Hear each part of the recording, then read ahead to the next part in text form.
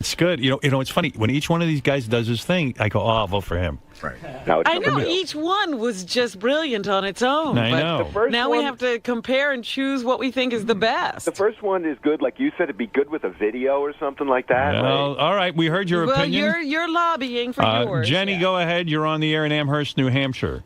I have to go with the Carmina Buoy because I'm trying to picture the same thing you said earlier about if Gary does something stupid and Fred chimes in with something, that would be really funny. As you're Oh, this is hard. All right, Jenny, thank you. What do we do? This is tough. Adam, yes? Adam, go ahead. What do you want to say? Give me some help here. This is a tough decision for me. Oh, man, I like the last one played. I think Ham Hand song, man. That's a good song, dude. You like Ham Hand? It's a good song. You're talking about Grab My Cock. Grab my cock at the ballpark. Yeah.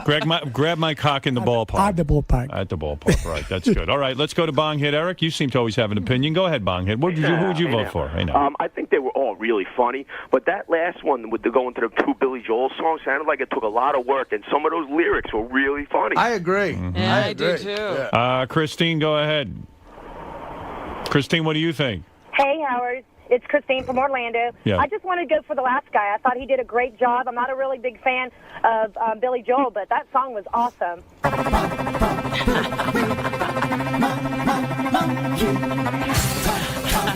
And I can see Gary having to walk in with this, too. I got to tell you, Howard, I haven't seen you smile like this in ages. Every time you push the button, you smile. I love them all. You really do. I wish they all could win. I mean, when you're arguing with Gary, I can see hitting that. I'll take a couple of more comments from the audience. Jay, quickly, who did you like the best? The first one. Carmina Buoy? Carmina Buoy.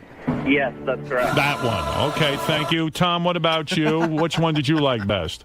I got to go with Carmina Buoy because when you hear that song in movies and sporting events, it's going to totally ruin it now, and you're going to think about Baba Booey. All right. I have to go with Carmina Buoy. Carmina Buoy. All right. Gee whiz. Yeah, Dan, what do you say? Quickly, which one? Dan from Philadelphia, what do you like? Carmina Buoy, Angry Young Buoy. Carmina Buoy, Angry Young Buoy. Carmina's perfect for a video. All right, people seem a lot of votes coming in for Carmina Buoy. What about you, Kendall? You got a favorite? Yeah, Law and Buoy. Law and Buoy. Thank you. It's a good one, too. All right, it's time to vote. You want to do closed voting or open Closed voting? voting. Closed? Oh, come Open voting, no, open Robin. voting. You can't get off that I already easy. lost one vote. All right, Robin, I'm going to go to you first. Oh, and I know how crap. hard this is. I apologize for going to you first, but it's always funny to watch you squirm. You got Carmina Buoy, you got Blues Brother Buoy, you got Angry Young Buoy, Law and Buoy, you got the Grab My Cock at the Ballpark Buoy. You got all kind of Buoy to choose from here. But you can only choose one for $5,000. We can only have one winner. I'm sorry, guys. Who is the winner? Come on, let's think. What do you got? I think... If you want closed voting, you have to do it open shirt. So you might as well do closed shirt, open voting. All right. I'm torn between Carmina Buoy and Buoy Joel. So I think I'm going with Buoy Joel. Buoy Joel. Thank you, Robin. Yeah, All right, that is I think one that's vote. what I have to do. I'm going to write down the name Buoy Joel because that has received one important vote and a step closer to $5,000. All right, let's go to Baba Flowfly himself. Yes, what does Gary think? Gary, these are all about you. Yeah. You should be honored. I thought they were all good, even the Ham Hands Bill one, although you were Baba just Booey, that's creepy. Baba Booey. to the- Yeah, it'd Thank be you, over the Baba. top creepy. But Thank you, Baba. you know what? For me, I thought when I first started hearing him, Carmina Buoy was it. Then I heard Angry Young Buoy, the Billy Joel one, and those are the two clear-cut ones for me. But I think of what somebody was saying before, the epic part of it when I first walk in, and I'm voting for Carmina Buoy. But they're both really good. Thanks, Gary. They're all really good. One vote for Carmina Buoy. Carmina Buoy. Okay, I'm going to write that one down with one vote. I'm going to go to a man who has been controversial in the last couple of days. He got into some sort of altercation in a parking lot. There was a lot of heated words. But, Fred, it is time to vote. Okay, here we go. If this were Best Documentary, Ham Hands Bill would be the clear winner. Right. However, But documentaries are true, Fred. And that's why I'm saying this is a true story. However, as a song, it needed editing. It had been half the amount of time, better song. So it's in fifth You place. feel it went. All right. You feel Went it too went too long. long. Okay. And he had one of the best lines in there about the chocolate ice cream on the dick. But to me, it's like just an award-winning line. All right. Number 4, and this was a tough one, but third and fourth place, Law and Order Buoy is number 4. At one point it was number 3, but number 3 is Blues Buoy. Really? So the top 2, in my opinion, and I'll use a movie analogy here. If you were watching the movie Rocky, I would say Angry Young Buoy is like the Eye of the Tiger song in Rocky, and Carmina Buoy is like the theme to Rocky. So my clear choice is Carmina Buoy is number 1. Carmina Fred. Booey Thank you. receiving 2 Is that a votes. clear choice? Wow. That And is I got to tell you something. The author of Carmina Booey looks a little shocked. I don't am. think you thought I you am. could take this, and yet you're in the lead now with 2 votes, aren't you? I'm also looking, as Ralph said, that the stuff that has legs, Yes. that's one of those songs that Hand has Hand Bill legs. doesn't have legs. Is that what you're saying? But you can see my website standing up. On your website, you are standing up. Yeah, you can see me holding onto the bed. My 3 sisters and my mother. He has legs, Fred. Well. If that's a knock against him. I need special shoes, but I stand. All right, usually I wouldn't do this, and probably it's a big mistake, but I'm going to go to Benji. You're going to let Benji vote? I'm See, he's gonna let surprised Benji vote. because then he's not ready. He would never But think I'm ready. going to hope that Benji will not spend too much time with Shtick and just get right to his answer. I'm right to it. My vote goes for the Billy Joe Buoy. All right. You're I talking about s- Bowie Joel. Yeah, I especially love the Eritrea line, which I'd never noticed till today. Right. Yeah. Right. In fact, There's a lot to that song. The song does have legs, actually, because every time you hear it, you hear new things. in Right. it. And before That's true. today, we didn't even know there was a second part. Yeah. That's right. Go ahead. Artie, it is your time to vote. Yeah, I tell you what, I don't know having legs was a requirement, both in the song and physically. So that, no, I gotta agree with Benji. I loved all of them, but that Bowie Joel thing is an impressive piece of work. It's got really obscure recent references, Yeah. like the chicken with the kids and getting it first, and fitting in a lot of words. I think it's a clear winner. I go with Bowie Joel. Bowie Joel has 3 votes. Carmina Bowie has 2 votes. And when you vote, if you vote a particular way, it could be a tie. Then we'd It have to go could to a be. tiebreaker. If it's a tie, we're going to have to go to a tiebreaker, unfortunately. Now, let me tell you how I feel. I happen to feel, on a funny meter, I agree with Fred. I believe Ham Hands Bill could have won this thing hands Absolutely. down. Thank you. Too But long. you fell apart at the end. Yeah, he missed. You had a His killer opportunity. opening, a killer middle, and at the end, the thing just fell apart. I know. You had it in your hands, and you let it slip through. And I like you. You did and not you hit are- a home run. Yeah, and I like that, but... It was a triple. It just missed me. Well, you know, yeah, It when was you in the don't, park double. when Yeah. you don't know what you're doing, is there an out of the park? There is actually. You know, I was gonna say, yeah. When in doubt with you, ham hands, just say something like "tip of my dick." You know what I mean? I When got to tell you, you forget are a something. super The talent. intro was Thank you. way too long. All of Yeah, you I know. are super talented, but we do have a problem here. It came down to, believe it or not, for me, Bowie Joel and Carmina Bowie. That's not unbelievable since it came down to that for almost Well, everybody. you would think it would be different. I happen to really be a big fan of the Blues Brothers Bowie I thing. was too. I'm not a Law and Order guy, so I don't know that song that well. So it didn't really resonate for me, but it was good. It was Understandable. beautifully produced, and you did a great job. There's no question because you're in the top 5. Thank you. I really like Blues Brothers Bowie. I could see that still, despite this contest, that'll definitely That'll be be a show used. favorite. Oh, Yeah. you know it. But I've got to say, when it comes down to it, and you think about it, and as great as Angry Young Bowie is, because that is brilliantly produced and done, Carmina Bowie, when Gary walks, and I could see that being a show favorite, a classic, and something that is most memorable. Over time, Best played over and produced, over again. Bowie Joel. Funny, Bowie Joel, but also funny, Carmina Bowie. So I had to give a little edge to Carmina Bowie. And unfortunately, I've thrown this into a 3-3 Right. tie. Well, the reason Yeah. I was thrown toward the Bowie Joel Yes. was because it made me laugh more. While it was being played. Both of them have legs. However- I think the Carmina Bowie is the more dramatic and will be used more as Gary walks into the Okay, studio. Well, maybe you make a good point. Can I Bowie make a Joel statement on here its about? own. Can I make a statement about that?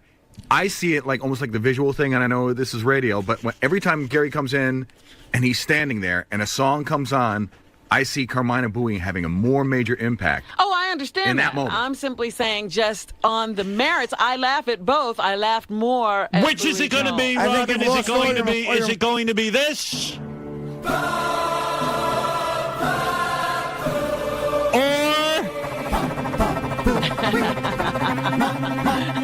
That is good too. It's just the beginning of this. Oh boy! This goes on. I got a good tiebreaker. I did too. What's the tiebreaker? Cock off. Whoever has the most crooked cock wins. No, what I would do is I'm going to give them a list Okay. of my next 10 gigs. Whoever can read my plugs the fastest. Oh, That would be Okay. the tiebreaker. I have two ideas. Interesting. Okay, that's one suggestion. I have two ideas for a tiebreaker. Yes. One could be we could bring in Scott the engineer to be the tiebreaker. He's certainly Or that would certainly be bizarre. or you could the three guys that didn't get a vote could vote. Oh, I like this that is as a like tiebreaker. Survivor. I You have like to select that. the person in your tribe. I like that Who idea. gets the 'Cause 5,000? you're guaranteed to have a winner. There's only three of them, so All it's got to be right. 2-1. All right. Since it's I tied like that. at 3-3, Carmina Booey and Booey Joel. Both are great. Both heavily produced, by the way. You can tell both guys did it. Did a They great did a job. great Yeah. job. We have. I forgot everybody's name. Quite frankly, I can't even think of it. It's let's see. The great kid.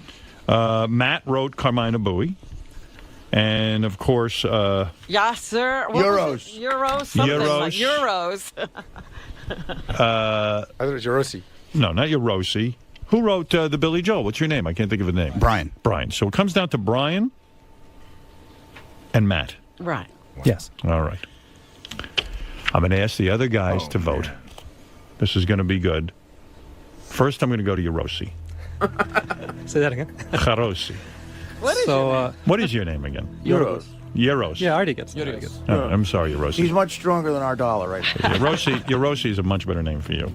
But I go have ahead. to say, And by one the I way, I'm thought- sorry you didn't win. You're terrific Yes, talent. I loved All right. what you did with the Blues Brothers song. Who do you vote for? I thought from the beginning of the competition that Carmina was the best one. You did. All right. Yeah. There's a vote for Carmina. Vote for That's Carmina. for Matt. All right. This is for $5,000. I'm going to go to our other friend here, Josh. Right, Josh? Yep, you got okay, it. Josh wrote Law and Bowie. Law and Bowie. Go ahead, I Josh. have Sorry to- you didn't win. You did a great No, job. that's fine. Okay. This is enough of a prize being here. So, I wish gotta- I felt that way. All right, go ahead. I got to go with the one that makes me laugh the most, and that's Carmina Booey. Carmina Booey is too. It really does. That's it. That's Oh, it. that's it. Ham Hands, what were you going to vote? Could you play a tip one of each one? No, it doesn't matter. It doesn't Bill, we really played him matter. 17 times. We played him a lot. But you play clip. This was Carmina. Okay. I'm just curious. And this was Angry Young Bowie. Who would you have voted for? I'll take the first one. It's like an intro, Baba Boy messing up. All right. And by the way, I can speak a little bit of Greek. You can. Stikanis, kala. All right. As a Chinese. What does that mean? Hello. Hello. All right. Thank you. Well, first of all, let me say to Brian, you did a great job. Thank you. All right. Look, these two lovely girls are bringing over a check to our friend Matt. Matt, how's it feel? You won. It's unbelievable. Thank you very much. How about a kiss on the cheek from the What is that you said? Well, a kiss on the cheek to the boy. Sure. Isn't that nice? Bill directing. Boy, Ham Hands, you really know how to charm. A nice Thank you. kiss, it always works. It always works, doesn't it? A nice. You love a kiss. Now kiss my dick. Tip up my dick. And there it is, your winner, your champion, Carmina Booey. You want to say anything? You want to thank anyone? You got How anybody you you want to? feeling? I feel wonderful. This is great. It's great to be here. All right, and the money will go toward? The bank account. Oh, Jason wants it. He's pointing toward. Oh, Okay. Jason. All right. I've given that second thought. I think I'll use it on myself. All right. Well, there it is. Your winner, Matt. Matt, congratulations to you. Good work. Thank you, Brian, our runner-up. Good work. Guys, all of you deserve Yeah, a big really round of applause. brilliant stuff. I know how hard it is to make that stuff and come up with a good idea. And we say to Baba Booey, Carmina Booey. By the way, Howard. Yes? Oh, Can, Bill. can we take a picture with you, all the contestants? Oh, On the break? Oh, Please. Bill, you know how to be a buzzkill. Please. One picture with Howard Stern and all the All right. contestants. Thank you. Never enough for Bill. Thank you. You know, stop taking advantage.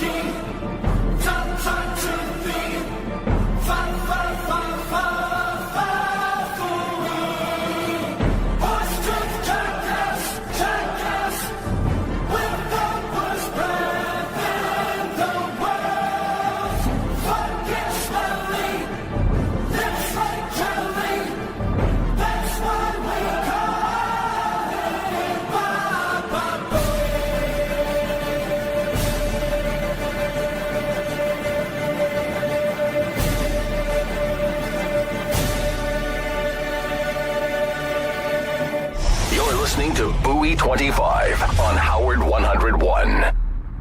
Baba Booey, that puppet, that Baba Booey puppet, making a big hit on the E Network. Very popular. People love it on TV. They can't get enough. The Garionette. The Garionette.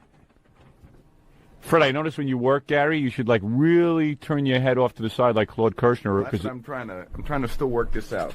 Look at it, Fred swastika in the middle of his forehead. You know, it doesn't look unusual at all. No, it almost looks like it lives there. Wolf, you are a genius for thinking that thought up.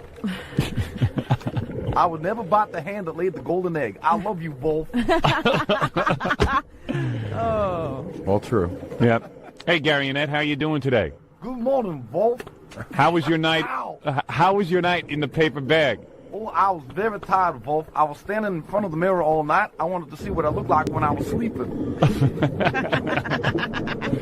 Talking to, of course, the Garionette, the Gary puppet that everyone loves so much. In fact, people were telling me when they listen to the Garionette over the radio, they even like him. Yeah? Yeah, he's very funny to listen to as well.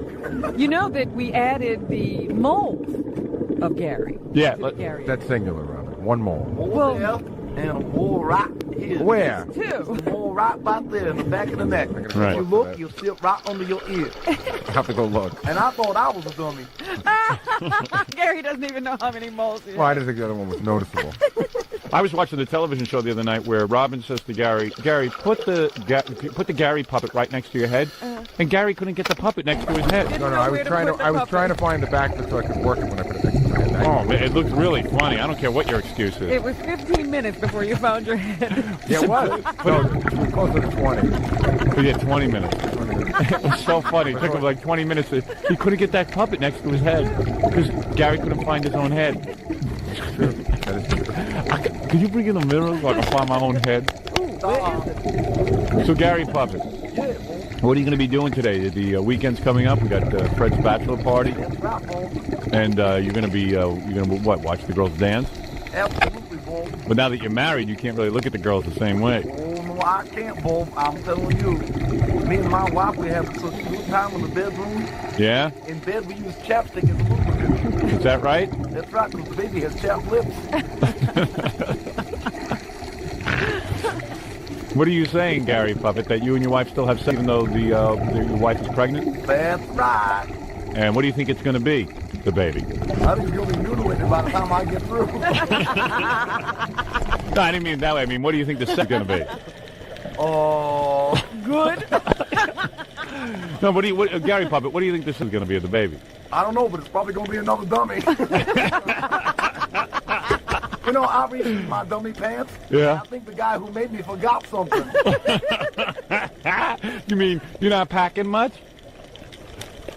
No.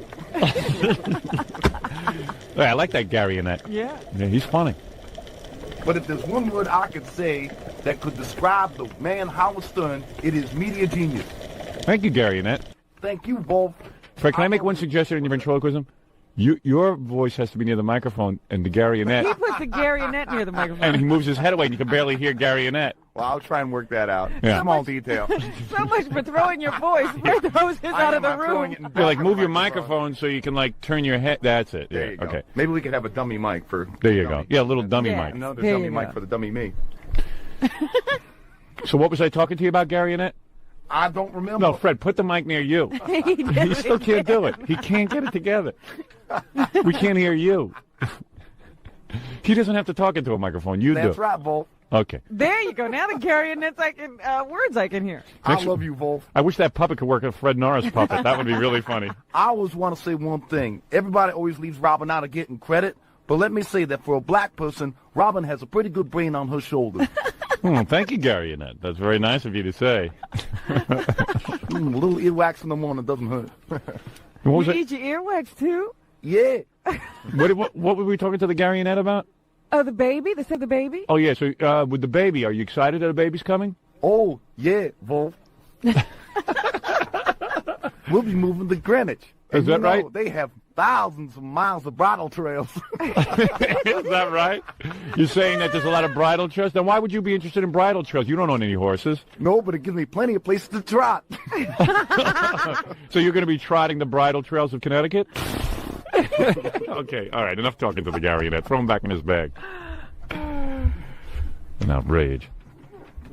I can't remember why I came in here. Yeah, why did you come in here? Ask not what your country can do for you. Ask what you can do for your country. And now across the pond, London Radio gets a blast of Baba Booey. And you're on Tuesday, are you? Filling in for me? Okay, well there we go. That's got to be worth having a listen, isn't it? I sounded really insincere and sarcastic. It's got to be worth listening to him, isn't it? No, it probably will be. I can't make it not sound insincere now, so I'll stop talking about it. He's on at 1 o'clock. Line 2, you're on the wireless. Baba Booey, Baba Booey, Baba Booey. Yeah? Baba Booey, Baba Booey, Baba Booey. Yeah? Baba Booey, Baba Booey, Baba Booey. Is this a recording? No, Baba Booey, Baba Booey, Baba Booey. Is this actually a person? Yes. Oh, in that case, it's got like a sort of hiss to it, as though it's a recording. But well done, you. Thank you. Baba Booey. Baba Booey. Baba Booey, Baba Booey, Baba Booey. I'm quite happy to let you stay on for the next half an hour doing this. Okay. Thank you. You're welcome. Much love. Booey 25 every weekend from now until the end of summer on Howard 101. See how one monkey misstep changed pop culture history. The governor's call was gracious. Romney's going to be the winner. At the RNC convention, and that may have a lot to do with having to reorganize the whole idea of Ask not what your country can do for you. This is Booey 25, celebrating the 25th anniversary of the name that became a movement. Baba Booey. Baba Booey. Baba Booey. Baba Booey. Baba Booey. Baba Booey. And Baba Booey P.O. All weekend long on Howard 101. All right, Baba, but we do your production number, even though my whole show is ruined. I'm going to make it up right here. I'm sure. Smiling when I'm smiling, the whole world goofs on me. 'Cause my choppers, my huge choppers, are like tombstones, not like teeth. My gums are rotten, and they reek like manure. My mouth is stinky. It's a pink and green sewer. I'm so smelly, yes, I'm so smelly, that I make the whole world puke. I'm so ape-like, my body's a hairy wreck. I'm a chimp boy, Howard's chimp boy. I'm surprised I walk erect. I got a nice wife, she must be deaf, dumb, and blind, 'cause I'm a moron with a monstrous behind. I'm very hairy, I'm downright scary, and the whole world goofs on me. I'm very hairy, how the hell did I get married? The whole world goofs on me. Wow. Well, you did a good job with that, I'll give you that. Hey, it's Gary's birthday on Friday, and of course, today's the birthday show for Gary. Ah. Yeah. It's Gary's birthday. Ladies and gentlemen, welcome to the Gary Dell'Abate Birthday Bash. There'll be no guests because I'm busy, so too bad. As you know, we had some of the world's most famous performers at my birthday. So for Gary, we're going to have the world's most famous radio producers, which unfortunately means we will only be having Gary invite. Gary is his own guest. Yeah, I don't think there are any others. I'm sure there are other producers of radio. I know there were when I got in this game, But now everybody has. now everyone demands one. Well, Howard has one. Why don't we? Well, good. Gary. Fortunately, we don't need Gary. This is Well, Gary still has to produce. right. Gary. Gary!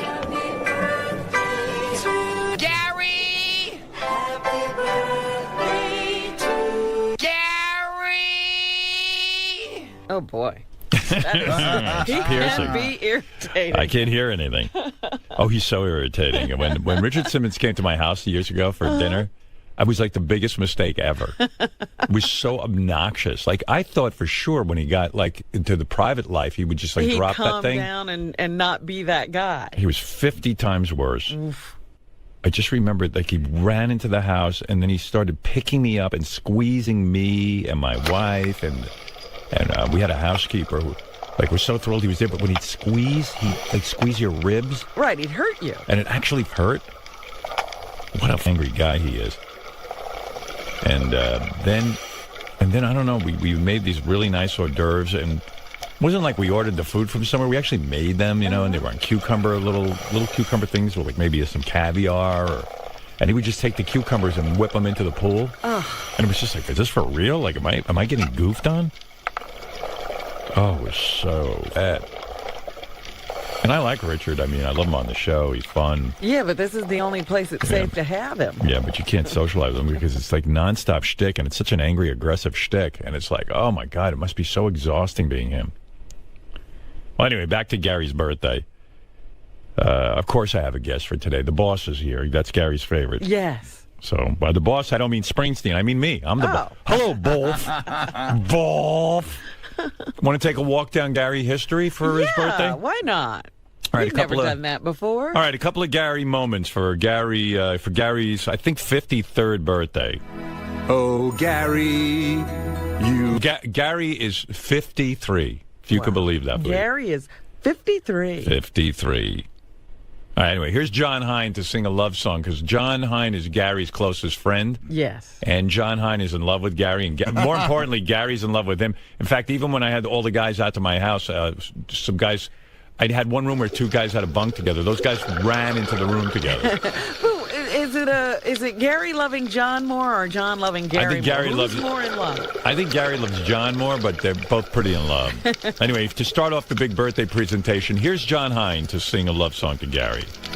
Oh, Gary, you are the love of my life. No one knows vinyl and chocolate more than you. Oh, Gary, I wish that you were my wife. You're my big tooth dreamboat. Yes, you are. Damn, I love you, Gary. Every moment we spent in that room at Howard's house was pure heaven. Can't wait till the next time. Happy birthday, honey. That's so creepy. Oh, my. Well, anyway, to honor Gary, we do have some of the performers from my birthday show here. We have me, we have Robin, and we have JD. So get ready. Happy birthday to Gary, 53 years old. I remember when he was a baby chimp. Oh. Don't you, Robin? Actually, well, first, no tribute would be, right if we didn't get right to the name. How did he get the name Baba Baba Booey? Of course. No, they sell those too, but I'm thinking about getting... a Bam Bam? No, you ready? Quick Joe McGraw and Baba Booey. I'm thinking about getting. Good. How do you make the final determination? Just have to see, how much money is coming in. How much does a Baba Louie go for? Those are a little bit cheaper. Quick Draw and a Baba Booey are about $325. What do you call him? Baba Booey. No. I thought it was. Is it Baba It's Louie? Baba Louie, isn't it? Baba Louie. Oh, whatever. You call him Bubba? You're gonna hang a picture of a guy you don't even know his name? It's one thing not to know a Picasso. Baba Booey, he's saying. The Mama. I even said to him right then and there, I go, Baba Louie. Right, you corrected him. You'd think he'd pick right up on that and not do Baba Booey anymore. Because whenever I know something, Gary argues with me. He never wants me to be right. Baba Booey. It's a Baba Boy. Baba Boy. Baba Boy.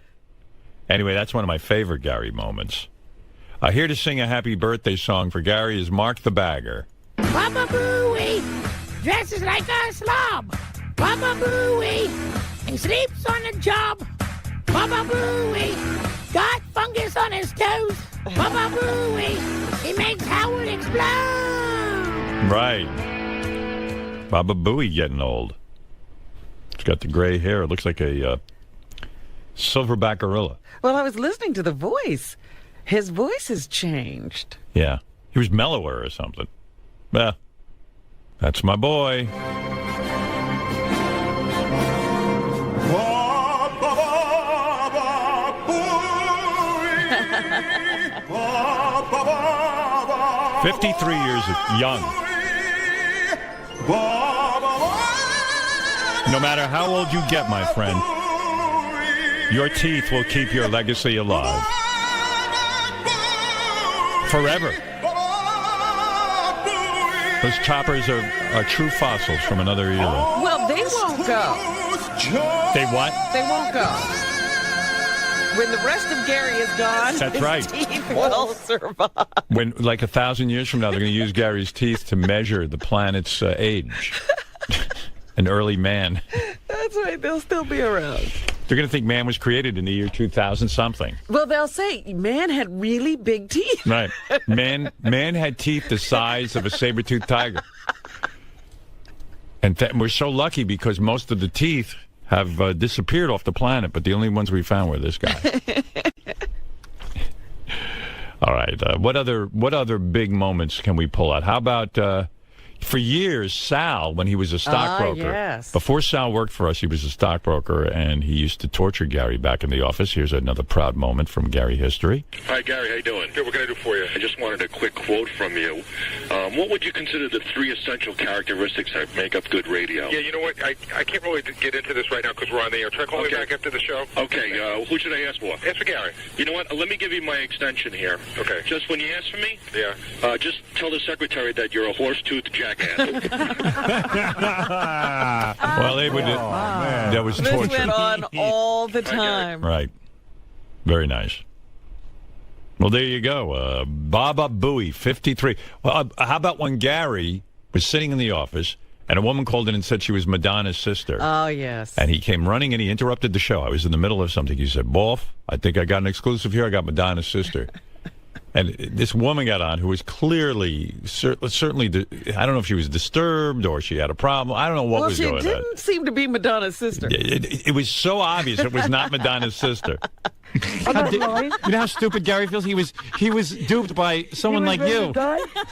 Someone of questionable intelligence. I was duped by the people around her. Right. I was duped by Madonna's not sister, her people. All right. I'm sick of it. I'm sick and tired. Gary, you have a better chance of being Madonna's sister. I'm sick and tired. I got the mustache for it. Yeah, I wish we had tape of her actually talking, but she was so obviously not. She was obviously somebody who was out of it. Right. Yeah. 53.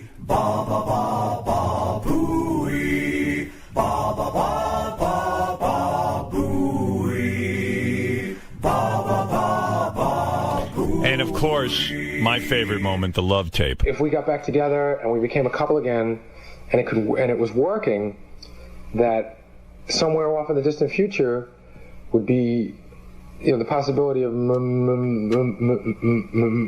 marriage. Kidding, it's a joke. I like when he has to tell her it's a joke, and then he smacked himself on the back of the head to get out the word marriage. Right. Yeah.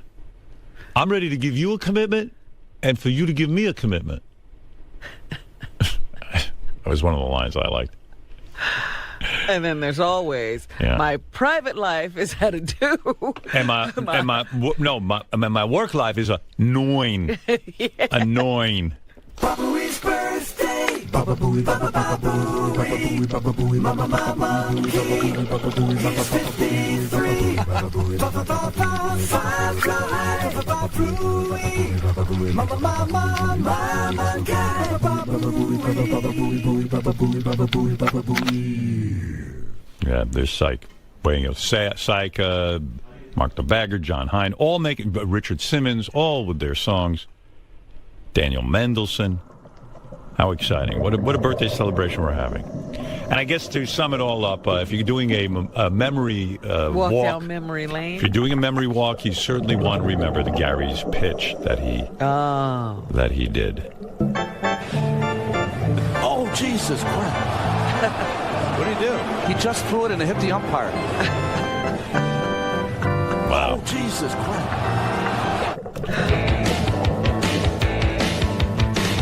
Gary's teeth each measure 20 feet.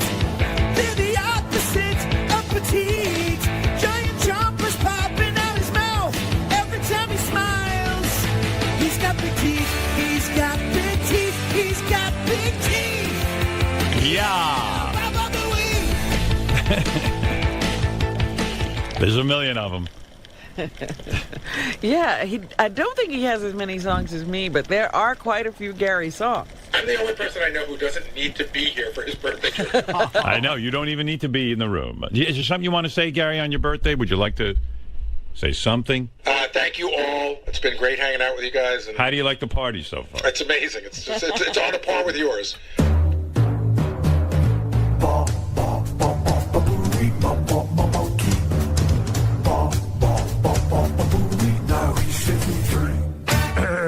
There he is.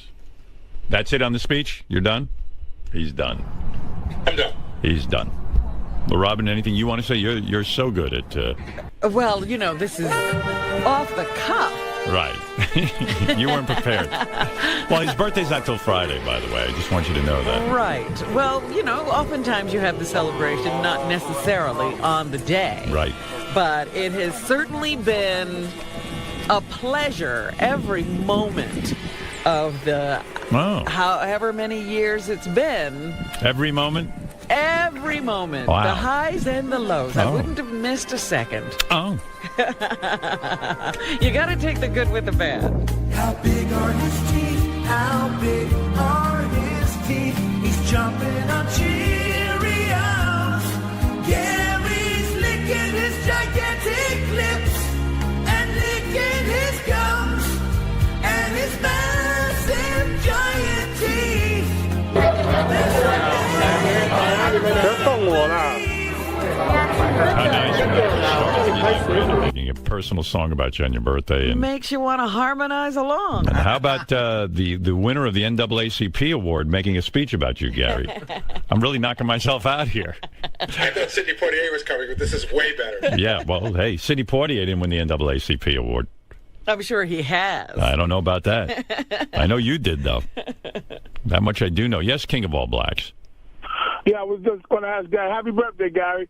And I wanted to know, is your wife going to do something special maybe for... Yeah, she's going to let him live in his house. Yeah, she's going to make dinner. Right. Oh, yeah. Hey, Gary, do you think your wife will let you have the first dibs on the pieces of chicken, or the kids are still going to go first? Well, my birthday's not till Friday. Right. Mary's is on Saturday, so as always, we will go out to dinner together.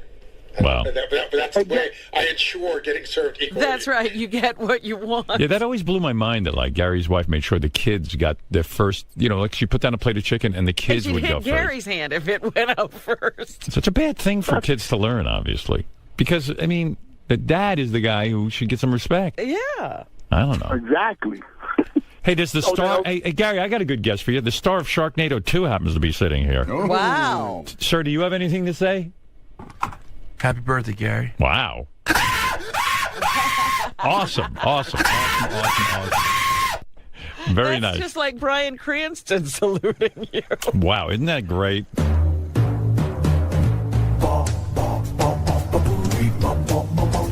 All right, enough of the birthday celebration. Boing. All right. Happy birthday, Gary, who, of course, is all of our hero. The historical record of stuff that happened on this date is an endless treasure trove of contradictions and impish juxtapositions. It's the birthday of Howard Stern's producer, Barry Dell'Abate, the famed Baba Booey. He's 74. It's also the day in 1941 in which Xavier Cugat and his orchestra recorded Desi Arnaz's future hit, Babaloo. Booey 25 presents What Does Baba Booey Mean to Me? Hey everybody, here's Shirley J. Anthony Brown for the Howard Stern Show. What Baba Booey means to me is make sure you have your cartoon characters right before you walk into the room on the Howard Stern Show. I was listening that day with the Baba Booey. That was the funniest ever, man. This is Booey 25 on Howard 101. See how one Baba blunder changed Stern Show history. He always does things wrong. You're right. It was a mistake. I didn't realize it. I just like watching you eat. Those eggs are battling those teeth, and those teeth are going to win every time. Toothy. Ta-ta-tooty, ta-ta-tooty, ta-ta-tooty. This is Booey 25, celebrating the 25th anniversary of the name that became a movement. Baba Booey. Baba Booey. Baba Booey. Baba Booey. Baba Booey. Baba Booey. And Baba Booey P.O. All weekend long on Howard 101.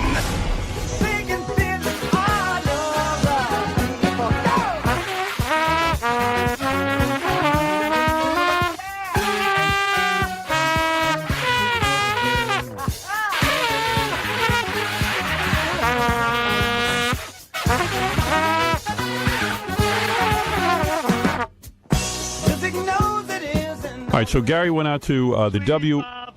Sweet Baba Booey, my Baba Booey, my Baba Booey, you're the flower of my heart, sweet Baba Booey, sweet Baba Booey. Yes. So Gary went out and he read to little children. How'd you get roped into this? I had a friend who worked at the station and asked me if I would do it. And Gary likes doing this because it makes Gary feel like he's famous. Or, I don't know, that somehow he's a big shot. Yeah, he's a star. He likes it. I'm not sure what he's up to. But anyway, so Gary, what happens? They have you come out in front of, how old are these kids? I'd say between 5 and 10 years old. Right, and you have to read to them. Yeah, you come out and the guy... It's not even like Gary can read good. Big range, 5 to 10? Yeah, maybe even a couple of kids a little bit older. Wow. Really? Older? Yeah, a little bit older. By the time my kids were 10, you couldn't read to them. Like they had Ed Koch read a story, and some guy named, you know who Doug E. Doug is? No. I guess he used to be on the Cosby Show. Wow. And he was in some movie, Cool Running. He read, and, you know... Yeah, but you know what's so silly about it? These are all people who can't read. And then Yeah. You know, they're not actors. Professional Yeah. readers. And Pappy was there. Pappy? From Pappy's, I don't know, Pappy's Playhouse. It's a guy that dresses in a cowboy hat, and he teaches kids how to draw. Pappy. Dear, Pappy was there. Is he an old guy? On TV, he looked like an old guy, but when you saw him in person, he wasn't that old. Pappy. But he's like, you know, he's got like a funny voice. Right. And he teaches how to But draw. Gary, like I've heard Gary read commercials and he's annoying. That would turn me off. You know, Gary doesn't even speak that well No. because of all the problems with the teeth And the lips. And the gums. So, you know, then you add reading to that. Now remember, I'm talking to young kids here. Because his teeth get all twisted in with the words. They really do. I You're not a great reader. I understand. You're not known for reading. I'm not a great orator, I know. Every word is a project. Another hurdle. Uh-oh. Yeah, he knows what he wants to say. The question is, can he say it? Uh-oh, big word coming up, both. I divide it into syllables. All right, so anyway, first, I guess, what did they do? They interviewed you? Yeah, a guy on stage interviews me. Now, again, remember, I'm speaking to little kids. All right. You're talking down? Different people to give you a sense as to what New York is all about. And that right now, it is indeed my pleasure to bring up someone who has been working in the city of New York on radio for over 14 years. He is what we call a radio producer, and we'll find out what that's all about in just a moment. He's from 92.3 K-Rock or 92.3 K-Rock. He is Baba Booey, Gary Dell'Abate. Boy, already. That guy. Yeah, what's his problem? He was the host. Oh, boy. Where's he from? I don't know, I never met him before. First of all, if you've ever seen kids, like my kids at that age had birthday parties and stuff when they were like 5 and 6. Yeah. You can't hold these kids' attention for 30 seconds. Right. You hear the audience is talking the whole time. They don't even care where they are anymore. And, you know, which is why I read a really short book, because somebody else before me read a really long book, and I heard it was... a disaster. Yeah. Yeah, and, you know, and it's just like, you know, like I know we used to have like magic shows for the kids. Mm-hmm. The magician could barely keep the kids' attention. Right, you really got to work hard to keep a kid's attention. That's why I'm wondering, why would you sign on to do that? I don't know, if the magic guy would get a little too talky, the kids would zone out. That's right. You know, and you got to wear a clown suit while you do the magic. Right. You got to be distracting in so many ways. Well, my teeth were very distracting. Right. They put on a light show with those teeth. What's up, Gary? Hey, Leon, how are you? Oh, man, so glad to have you here. Now, you know, I was telling the kids that you're a radio... Was this a black guy? Yeah. Yo, I was telling the kids. But everybody talks around kids like that. I was telling, like, if you yell... Yeah, like old people. they'll stay tuned. I was telling the kids... Producer, now what the heck is a radio producer? Well, I work on a radio show, and we also have a couple of TV shows, and I have a boss, and he's the host of the show. He's the person you see on camera or here on the radio.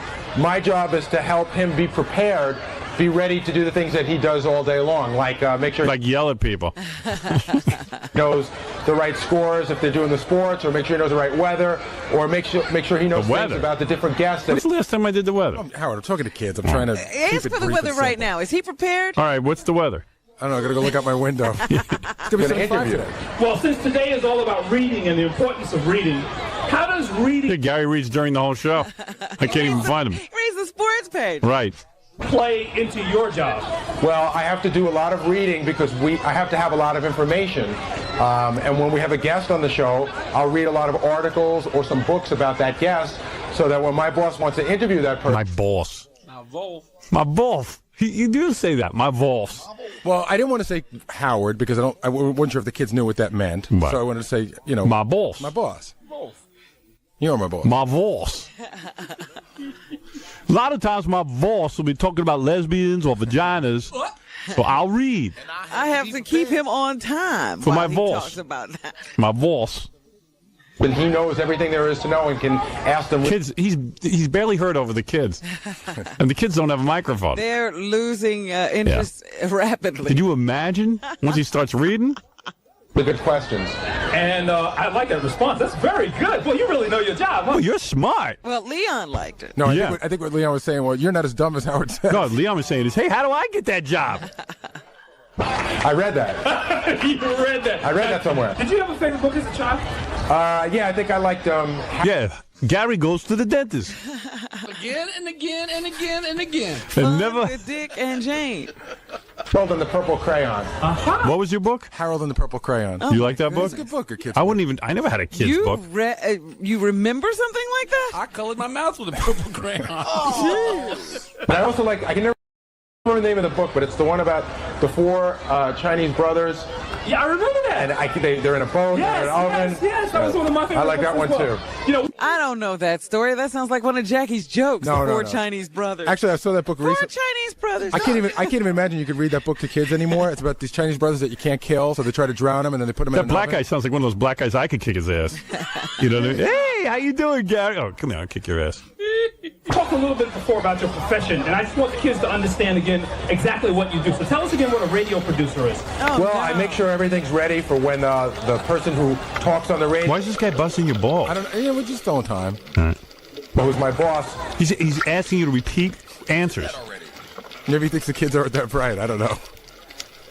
There's a show, although sometimes I talk on the radio as well, and we have microphones, and so we talk into, and we have headphones so that we can hear what we're saying, and that's basically what we do. My job is to hear my boss holler at me, and then I run and do what I forgot to do.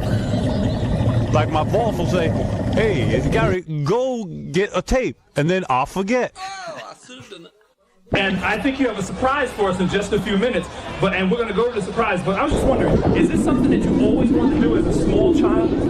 Well, I don't know. I mean, I like to watch a lot of TV, and I used to listen to the radio a lot. And then when I got older, after I got out of high school and went to college, I went to my college at Adelphi University, and I saw the radio station, and it just looked like something really neat. And I thought to myself, losing us wow, now. I think I want to do that. Wow. It looks like something's good. Why they call you Baba? You're the type of guy that's talking to kids anyway. So funny, because the second I met the guy, he said, the best thing he ever heard I see. Oh, it's such a long story. I had to do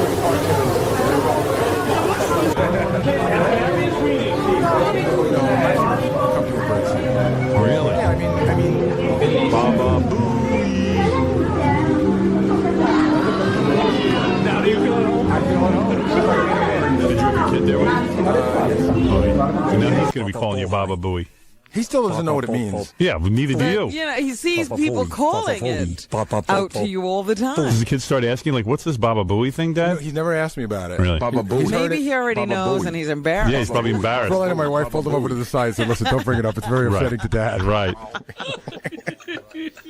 But your son's sitting there and a bunch of people calling you Baba Booey. Baba Booey. You're doing them a favor. Baba Booey. Baba Booey. I'm not fine with it. And then I did a little radio show for the kids. You did? Yeah, well, I didn't do a radio show. What I did is I brought a little setup. That's what I had in the big bag this morning. Right. Oh, that was the surprise? Little microphones, and each of the kids came up and read, like, you know, one kid did the weather for like 10 seconds, and one kid did the sports, and I just showed them how to... Well, how come we don't have that on tape? Because I don't know if we have releases from the kids. Oh, too bad.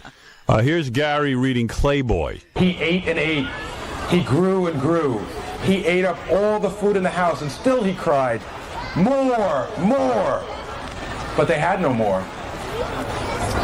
So he gulped down the chickens. And then he gulped down the geese and the cat and the dog. And he got bigger and bigger And poor kids have to listen to How many this. kids are there? There's probably about 100, 200 kids. Jeez. And, These poor kids have to listen to this And crap. there's TV monitors so they can see the pictures as I flip them by. Peter, boy, the Clayboy's eating a lot, huh? Sounds like the Chris Farley story. Then, well, he swallowed Grandma. And then, well, he swallowed Grandpa. Boy, oh boy.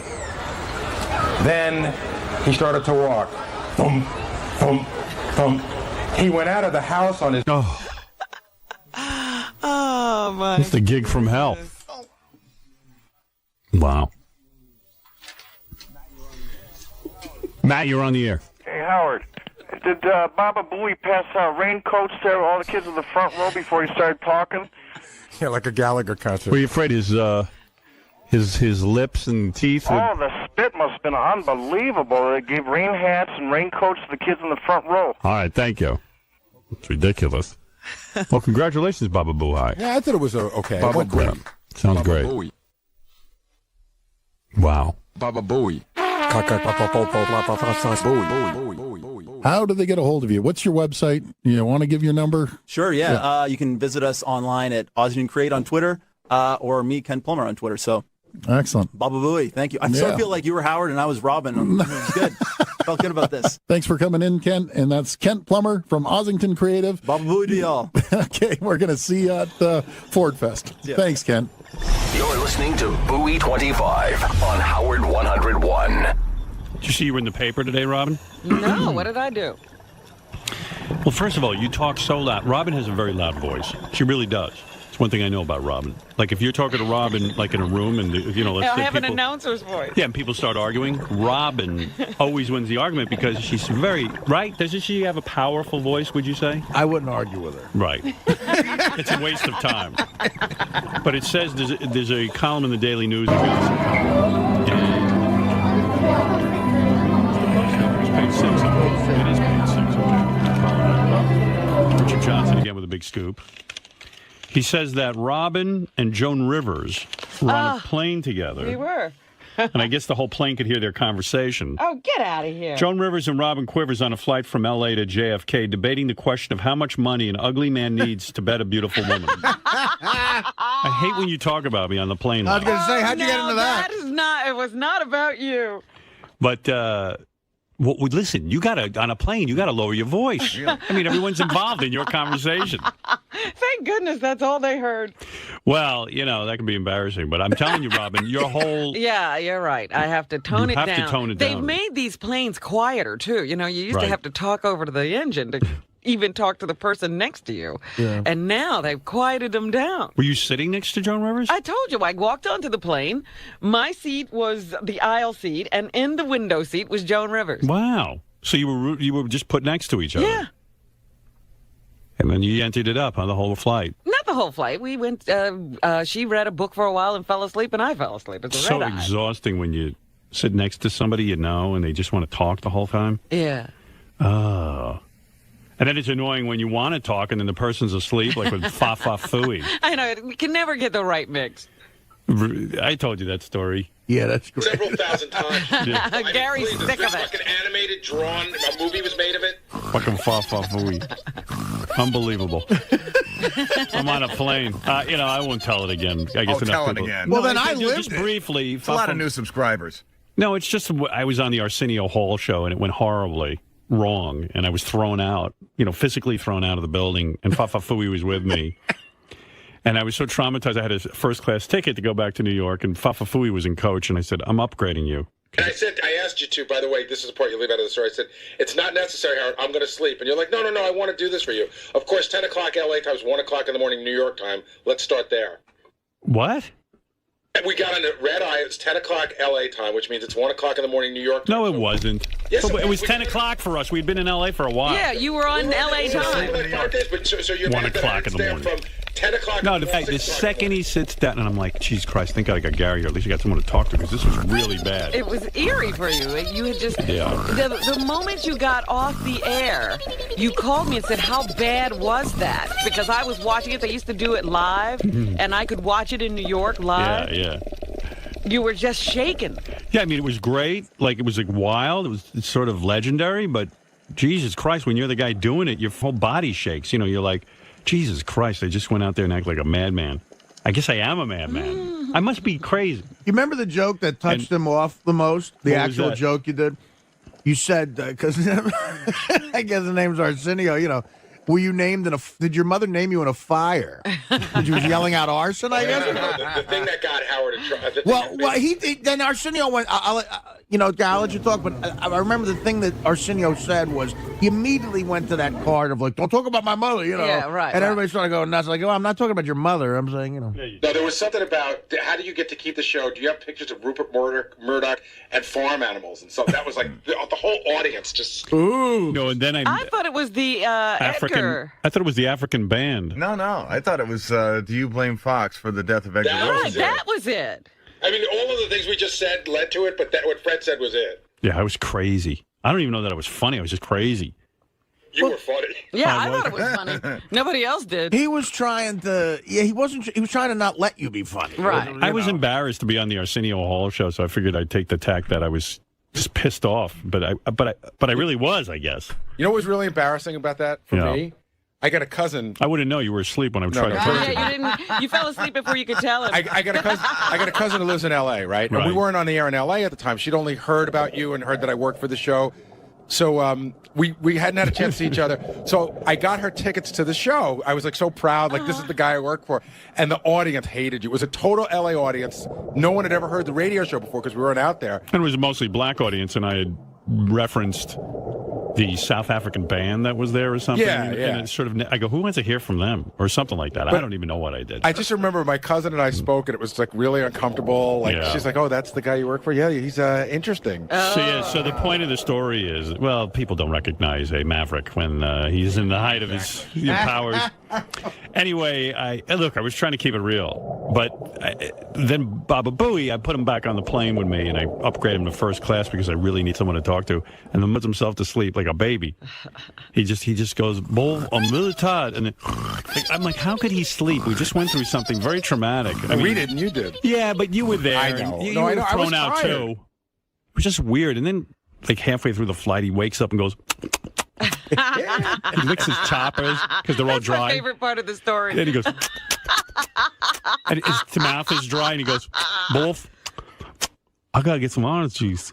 It's like, okay, good, he's up. I'll talk to him now because I'm staring at him the whole time, and his mouth is open, and you can't sleep. I can't sleep because I'm staring at Gary, and he goes, "Let me get some juice," and then he gets the juice, and he licks his lips and teeth, and then he goes. And he puts himself right back to bed with his juice. You know what's fun about that, Howard? Like in the history, and then I had to wake him up when we hit New York. In the history of me flying, Yeah. I've never ever slept like that. I Oh, swear my to God. You're like a. Because You're like a here's what I was like, remember. he has no thoughts. Here's what I remember. The plane took off, I believe, at 10:30. And I remember being asleep before it took off, which is rare for me. I was going to kill myself. And I remember I go, Howard. what a waste of money. I remember Howard. It's like $600. Really? You paid $600 Oh, for Gary? more than that even. There was no discounts. But you know, it's really funny. I was looking And he forward. had a nice big seat for it. Oh, thank you, Bull. I was looking forward to going to sleep, and Howard goes, "I'm going to upgrade you." And I go, "You know, I'm just going to sleep, Howard. I'm fine where I am." He's like, "No, I want to do this for you." It was weird. I didn't want the guy back in coach when I'm in first class. It just would have been weird. But I even remember Howard like going, "Hey, we're landing." Oh, I love when I'm in first class and my friends are in coach because you sit in first class first and they got to make that real embarrassing walk to coach. And I point and laugh. I'm like, ah. I just didn't know I'd be sitting next to Booey Van Winkle. And I'm sitting there, I'm like, I'm staring at him the whole time, just going, "Oh my God, I just cannot believe that he is not talking." And then when the juice happened, I was like thrilled because give it a He juice. was awake now. I remember I'll never forget that sound. It was like That's what I love when you do that. It kills me. he was dry, and then he does, and he licks. He goes like this. Like in the cartoon in the animation. See, the thing that sucks about the story for me, Howard, is whenever you tell the story, Everything?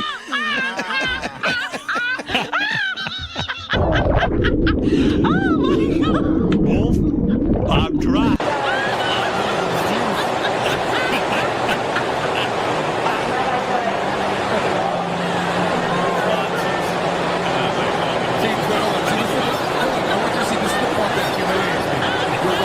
take your glasses off, to get a tissue on her eyes because the tears are coming out. You see this? Look at that. I mean, remember I told you about this? Yeah. This is humiliating.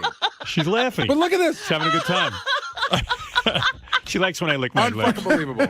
She likes when I do the teeth licking. Good. Why don't She's you guys seen it. go get a dinner reservation and go do it at a table?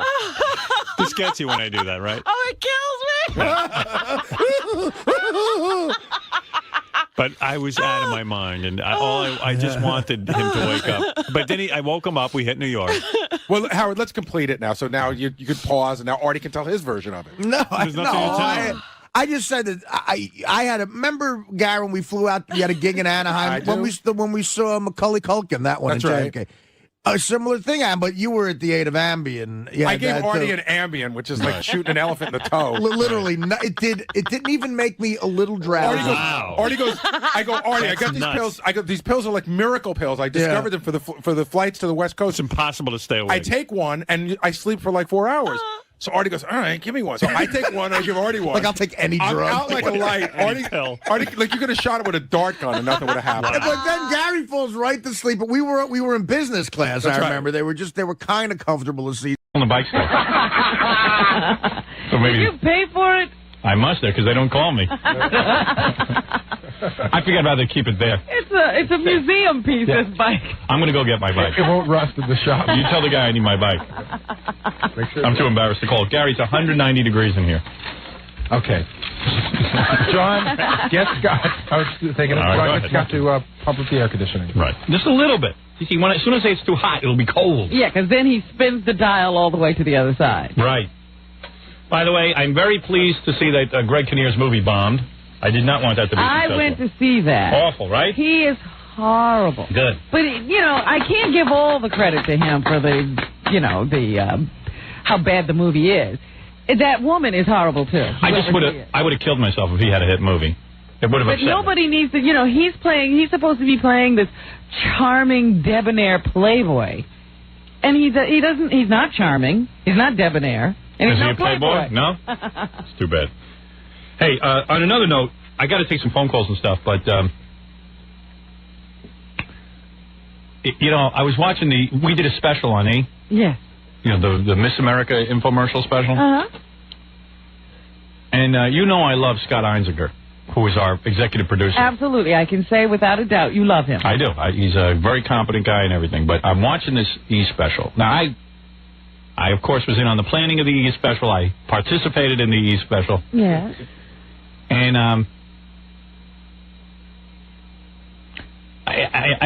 watching it, and I got a little crazed during the vacation when I watched it. Why?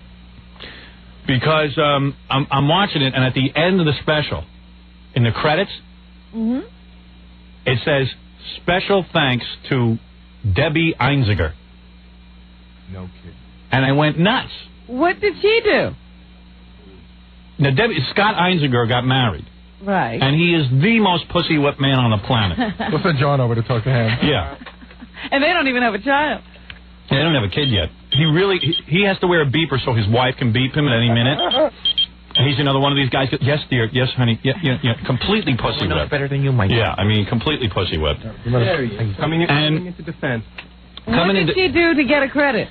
I checked into it. He don't have to tell you anything. All right. You can sit quiet. I checked into it. He said, well, when I was working on the E! special, there were many nights I had to work late. And she was so wonderful. We didn't even speak about that. No, I don't have to speak to you. Don't worry. I did my own checking. I'm not going to sit there and... Are you kidding me? She was so wonderful that I felt she should get a credit on the show. Now, let me tell you something. My wife was pretty wonderful during the E! special. And Howard missed a lot of time at home. And I'm not complaining either. But, there was also during the writing of the book, he never saw his family. Yeah, I mean, and the point is that a lot of people didn't see their family during the making of that special. Why did your wife get the special credit? And why am I not even consulted on that? Can I speak? Yeah. Can I speak? First of all, why don't you call yourself beaten man? You're a beaten man. Let me speak. I don't know if he ever wasn't a beaten man. We only have known him since he was beaten. Let's rename him. Something to do with the fact that he's a beaten man. Let me tell you why I gave her credit, and also you described it improperly. It wasn't Her reward is to share your wealth. You made a bundle on that special. She's already gotten that. Where's that money? It wasn't. It was her name was amongst about 100 other names of thanks, and she did help me on casting some of the parts. Oh, come on, she did. Scott Bull. She did. I'll give you an example. You know what? My wife helps me on casting too. She helped me with the special. Don't put your wife's name on my Your wife does not work on this program, does she? Hey, you know what it was? But a lot of people. So his wife won't yell at him. He puts her name in the special. I did it on my own. It had nothing to do with her. But why would you do it? Because everyone you else, had to kiss her ass. No, not at all. Like everyone else on that list who helped us with the special. Do me a favor. Keep your wife's name off the special. I still want to know how she helped. She helped because when he went home, he didn't get yelled at. What do you know? This picture or this picture? Which one did you What specifically did you do? The woman who was the recluse who described never leaving her home. She helped me find her. Yeah. And how did she do that? I called her up. I said, I'm stuck. I'm looking for somebody. And she came up with an idea, and it worked. And What do you mean, what idea? To use that particular person. How did she know that person? She's a friend of the family. Oh, she said, why don't I call my aunt? No, it's not an aunt. It's a friend of the family. Oh, so you called the aunt, but she just said, hey, why don't you call the aunt? She sorted it out. She made the phone call for me. In other situations, It was her mom or somebody. It was a friend of the family. I was looking for a designer. She was making phone calls for me. She was legitimately helping, like a lot of people helped in the special. But Howard describes it as it was special thanks, Debbie Especially Debbie Einziger. I'm reading it. What is this? Other names. I said, who is Debbie Einziger? Is that his wife? I that in movies, where somebody's listed their kid or their wife or their girlfriend. Why doesn't Robert Radzinski put her uncle down? Uncle Radzinski. Her dog's in the credits, I think. Yeah, oh, that's great. You can make a mockery of my career. Sorry. Hey, come on, do me a favor, man. Don't get too comfortable with me. Now you even have to look at the credits. You can't even trust Yeah, I mean, I'm like, look at I go, Debbie Einziger? I mean, this guy's so pussy-whipped, he has to put his wife. My wife helps me all the time, too. At the end of the show, I don't go... Did she get a special thing? No. At the end of this show, every day, I don't go, oh, thank you, Allison, for helping me. You know what? She doesn't help me. And your wife didn't help you. She made a phone call. Allison does help you plenty. Yeah, she helps me. But you don't thank her every minute. Yeah. Helps me plenty. She does. She keeps that house there for you so you can get in at night. Yeah. Oh, you should see how neat it is. You should see what a wreck that house is. I was over there unannounced. The house did not look like a wreck. Yeah, unannounced. They knew you were coming. Oh. It was a massive cleanup. It's like a pigsty. Nobody was even home. What are you talking about? I looked through everything. Everything was Allison don't lift a finger to clean it. If it's clean, it's the housekeeper's fault. And the 20 in help. Oh, dear. Well, she has to manage all those people. Yeah. No, I manage. I pay. All right, Debbie Einziger. Your name is Debbie Einziger now. Yeah, we're going to call you Debbie. I'm just going to call you Debbie from now on. Now she can get credit because where your name should be. Yeah, right. It'll be Debbie. All right, Debbie. Thank you, Debbie Einziger. Thank you. All right. That's Debbie Einziger, my executive producer. I got an executive producer. Look at that. Executive. Some executive. Honey, could you help? So is his wife like a casting person or something? No. His wife, basically, he had said to a lot of people, my wife was so good, because I was out at night and she didn't complain. Was it really that? Yeah, I mean, being married is really ridiculous. You got to thank people. No, it isn't really ridiculous. You got to thank people. Handle it ridiculously. You got to thank people for letting you be out at night doing your work. Put a wig and a dress on Einziger. Ridiculous. Why doesn't he dress as a woman? Ralph, put a wig on. Yeah, just do me a favor, Ralph. Buy a wig and a dress for Scott Einziger. He should not be allowed to wear man's clothing. He should be in a dress from now on. Right. Certain guys around here should wear a dress. Debbie Einziger. I'm not calling him Scott anymore. It's Debbie Einziger. I've got an all-female crew back there. Yes, honey. As soon as I got your beep, I called. Debbie Einziger. Got to thank a woman because she let you work on your job.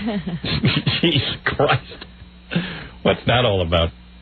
I tell you, there's a lot to be said for being a homo. I don't know how Jackie's chiming in over there. Oh, yeah, Jackie. I can't believe you're saying anything. Jackie, you shouldn't even be allowed to wear men's underwear. I gave my wife a credit on a Playboy thing. She wrote a lot of the stuff. She actually wrote Mr. Credit. Jackie, just sit quiet over there. You don't have any room to speak. Still as a bird. Still as the cat that's in the snow. All right. Frozen Timmy. If anyone finds Frozen Timmy out there, Jackie's cat in Bayville. You're frosting sent him home. The room got colder. All right. Timmy Pop. Let me take a few phone calls. I've got plenty to talk about, but it's only fair to let the listeners through. Get your entries in for the Scores contest. Read a passage from the book. Win entry into an exclusive men's party. Even if you're a woman, you can enter. Go ahead. Hello? Hello. Yes. What's happening? I'm this close to hanging up on you. Hey, listen to this. a couple of years ago before I got married and had 2 kids, this guy told me, come here, kid, I want to show you something. I want to show you my funeral pictures. So I walked up to the funeral. You're on the air in Los Angeles. Yeah, Howard. Nothing like having Will Rogers on the phone. Spinning a yarn. I was at the Cleveland book signing. Yes. Did you hear about the banners that they had outside with your name on them, that they had to cut them down? No. Yeah, the banner that was behind you when you were signing the book. Yes. They had them on the marquee of the Barnes & Noble. And because it said your name on them, the city came out and made them cut them down. I've got it on film, and I sent you the film. You're saying that inside the store? No, outside. Oh, outside. They had a banner inside the store. He's trying to make you recognize what was going on. There was a banner inside the store, but just like that one, they had taken that and put it over Barnes & Noble outside the store. And my name is so offensive that they had to cut it down? They did, yeah. In that blizzard, I don't know who would be worrying about a sign, but God bless them if they have time for that. Yeah. There was a blizzard there that was life-threatening. And someone is worried about my name on a sign? That's remarkable. It is. Well, I'll tell you something. I mean, people are all upset about my name. I was never more outraged when I read that, and I don't even care, but CompuServe, the online service, one of these computer services where you can dial in and read different things, any mention of my name on the Internet, they've blocked out. Can you imagine? The mere mention of my name. I must really be a scoundrel. I must really be infamous. I wonder what it is about me. There are OJ chat rooms, I'm sure. There's stuff going on. Oh, they didn't block anything about OJ. You can discuss OJ all you want. You can talk about Charles Manson. Yeah. Any of these serial killers or assassins. I'm sure you can talk about Geraldo Rivera. It's so funny. I see today in the paper, Geraldo is going to give up his talk show. He keeps saying he's going to give it up. I don't see him doing it. Do you see when he's giving it up? In another 12 years. In 5 years. Oh, in 5 years. Is that right? Yes, he can say at the end of this current contract, which is a 5-year contract. Oh, I see. Yeah, he's a real noble guy. He says he's upset with daytime talk. He's sickened by the subject matter and this and that and the other thing. Now, this guy is such a fake. He's on Charles Grodin's show. Sally Jesse Raphael was on there talking about me, too, bad-mouthing me, that I'm a scoundrel, that I'm a scumbag. What have I done? Have I ever taken a child and put them on television next to the drug-addicted mother that they have and so the whole world can see them? Have I ever done that? This is what these people do on a daily basis. They take children and march them out. They take whores who are so drug-addicted and addle-brained that they drag them out on stage and go, you're a horrible person, you're a whore, you're a drug addict. Here, they might as well stone people to death on these shows. They take people and ruin their lives. And you're going to tell me that you can even compare what I do, which is make people laugh and have a good time? And maybe I'd talk a little raunchy, I'd say penis or something. You're going to compare the impact of what I do to what they do? Charles Grodin's going to sit there and have a discussion about Geraldo, about my morality? There's nothing wrong with my morality. And Sally Jesse Raphael can actually sit there and say with a straight face that she's helping people? She hasn't helped anybody. And Geraldo's going to give up his talk show in 5 years. Well, yeah, the guy's 52 years old now. He's made a mint. He's ready to retire. He's ready to retire. He wants to have a cushy news anchor job and be done with it. Yeah, and forget about all the nasty stuff he's done. All these guys, why be hypocritical? Bunch of clones anyway. None of them thought up anything original. It was Donahue's idea to do that stupid talk show. Donahue's being forced off the air. Well, you know what? It's time. Yeah, he's had a long time a few years ago. He could have left gracefully. Yeah. Get out. And as far as my name goes, I mean, I don't know. We're out in Virginia down there. I'm seeing that somebody's starting a big campaign against me. Like one person. In Virginia? Yeah, in Virginia, there's some big campaign going on.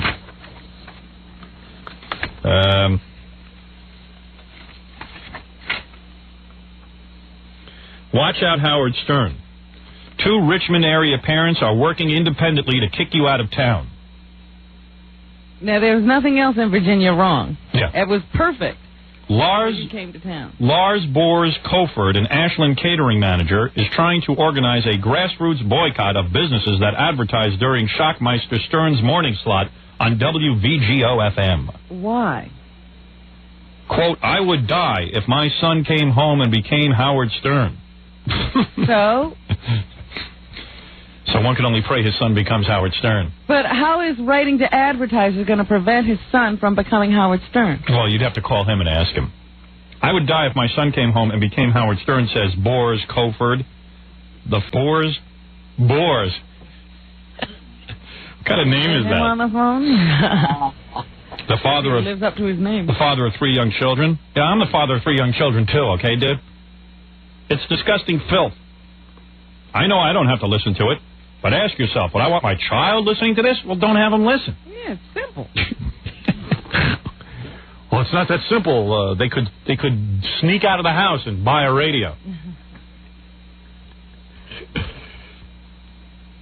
In the far West End, Kim Cox, also a mother of 3 young children, is distributing flyers to the 250 families in her neighborhood that ask people to call WVGO and complain.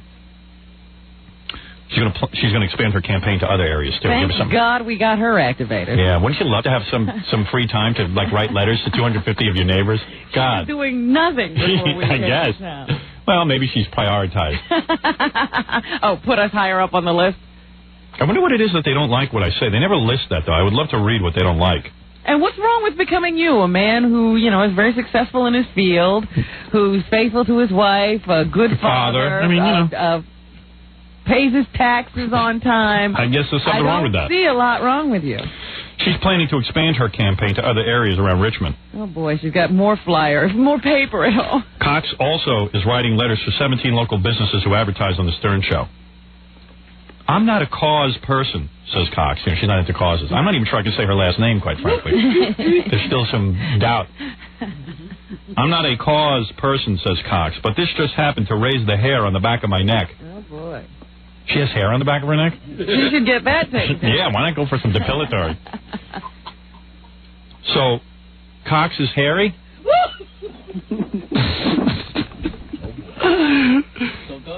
We've got a lot of youths. We've got a lot of youths going to school who don't need to hear this crap. Well, if they're going to school, how are they going to hear this crap? Just a lot, not all. You got a lot of youths. Who says youths? Youths? We've got a lot of youths. Some of our kids go to school. Boris Colford says he's called about 15 businesses. And he's expressed his concerns. Mm-hmm. So it's a two-pronged attack. She's doing the people. He's doing the sponsors. Yeah. So there's that going on. There's always something going on. Well, Virginia's one of our newer markets, so that'll go on for a couple of years. You can be sure of that. And I'll continue to ignore it. Actually, I've ignored that for months, but I thought I'd bring it up. Mm. And then a lot of people say to me, well, why do you get negative articles all the time in the newspaper? I'll tell you why. Here's a guy, a reporter for something called the South Philadelphia Review. He sent me a copy of the article he wrote about my appearance in Philadelphia. It's a glowing, positive article about how great, well-behaved the fans were, how nice everybody was. Sir, are you all right? Yeah. Are you performing autoerotic asphyxiation? No. Are you kicking the chair? Are you afraid that I'm not paying enough attention to you? No, I'm fine. All right. I was checking in with you. Sound like there was a What was problem. that noise? That was me shaking my head yes to my wife, telling her I was on the phone with you. I see. Do me a favor. Can you throw your wife out of the house when you call me? Okay. This is a article that this guy wrote. He was the reporter. He witnessed the Philadelphia signing. He writes about the 20,000 people who showed up, how well behaved they were. Well-written article. And then what happened? He wrote me a letter. He says, if you ever wonder why bad articles are written about you, he says, just blame the editor. I submitted this story. The story I wrote was completely changed by my editor, unbeknownst to me, and printed in a slanderous way. The editor left specific instructions with everybody to not let me change a thing. I couldn't even take my byline off the story. Here's the story the way I wrote it, and it appeared in the paper today. Wow. Give me both stories. And the editor wasn't at this event. No. Feel free to call me if you want to talk about it. And he even gives me the name of the editor. But what's the difference? Isn't that interesting that the editor takes a news account of what occurred in Philly? Oh, yeah. And then decides to change it. So you're not getting news from whatever newspaper that is. You're getting the editor's opinion. Yeah. On the news. Like the editor had statements like, he's been the master of poor taste on countless occasions, including his former TV talk show, where women, among others, were portrayed most unappealingly. And as the guy said, says who? Where is the attribution for this statement? Yeah. Is this the, who is saying this? Right. And I was going to say, where were these? I thought these women were very attractively portrayed. They all had bikinis on. They looked great. I wish I looked that good.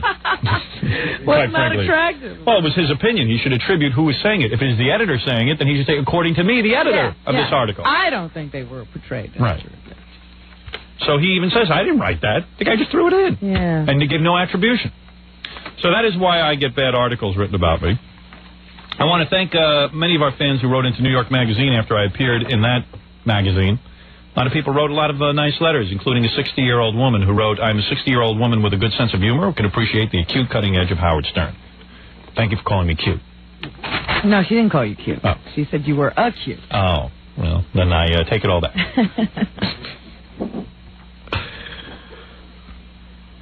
So many different things went on online on these different book signings. Here is a woman who is my CIA hole from Baltimore. She is in charge of listening to the various radio stations that run our show.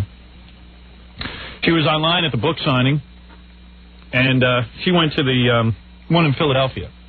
Okay. Said she got there 22 hours early. It was freezing online, as you remember. It was yes, Philly was incredibly cold. Snow conditions, blizzard, near blizzard conditions. She got there and she camped out for the night, and she was freezing and so cold, and there were these guys with a tent. And the tent was warmed by a kerosene heater. And she was freezing so bad, she said, can I come into your tent? And they said, yes, if you will commit sodomy on both of us. We'll allow you in. Yes. They were going to let her freeze? They were going to let her freeze. They put it in more graphic terms. They said, you can come in for a, if you give us a... I understand. And a blowing sensation was mentioned. I thought about it, Howard, and I said, you know what, I would do that for shelter. Oh. I was so cold that I knew I had to do something. Now, I'm not the kind of girl who gives gratification of this kind to just anybody. Unless it's cold. It made me sick that I had to resort to it for shelter. And to a stranger, no less. I told him he had to wear a condom, though. Ew. Well, these guys looked at each other and started laughing. I was shaking so bad from the cold and the horrible winds that I looked like I was going to pass out. And they turned to her and said, don't worry, we're just joking. You can come into the tent. You don't have to give us oral favors.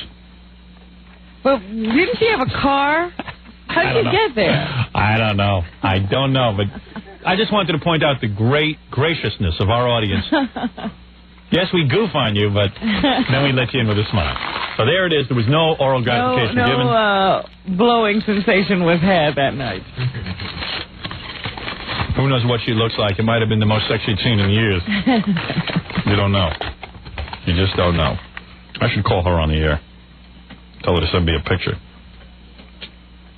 She said she met Steve Grillo in line also. Oh, she's lucky. No, she didn't consider herself lucky.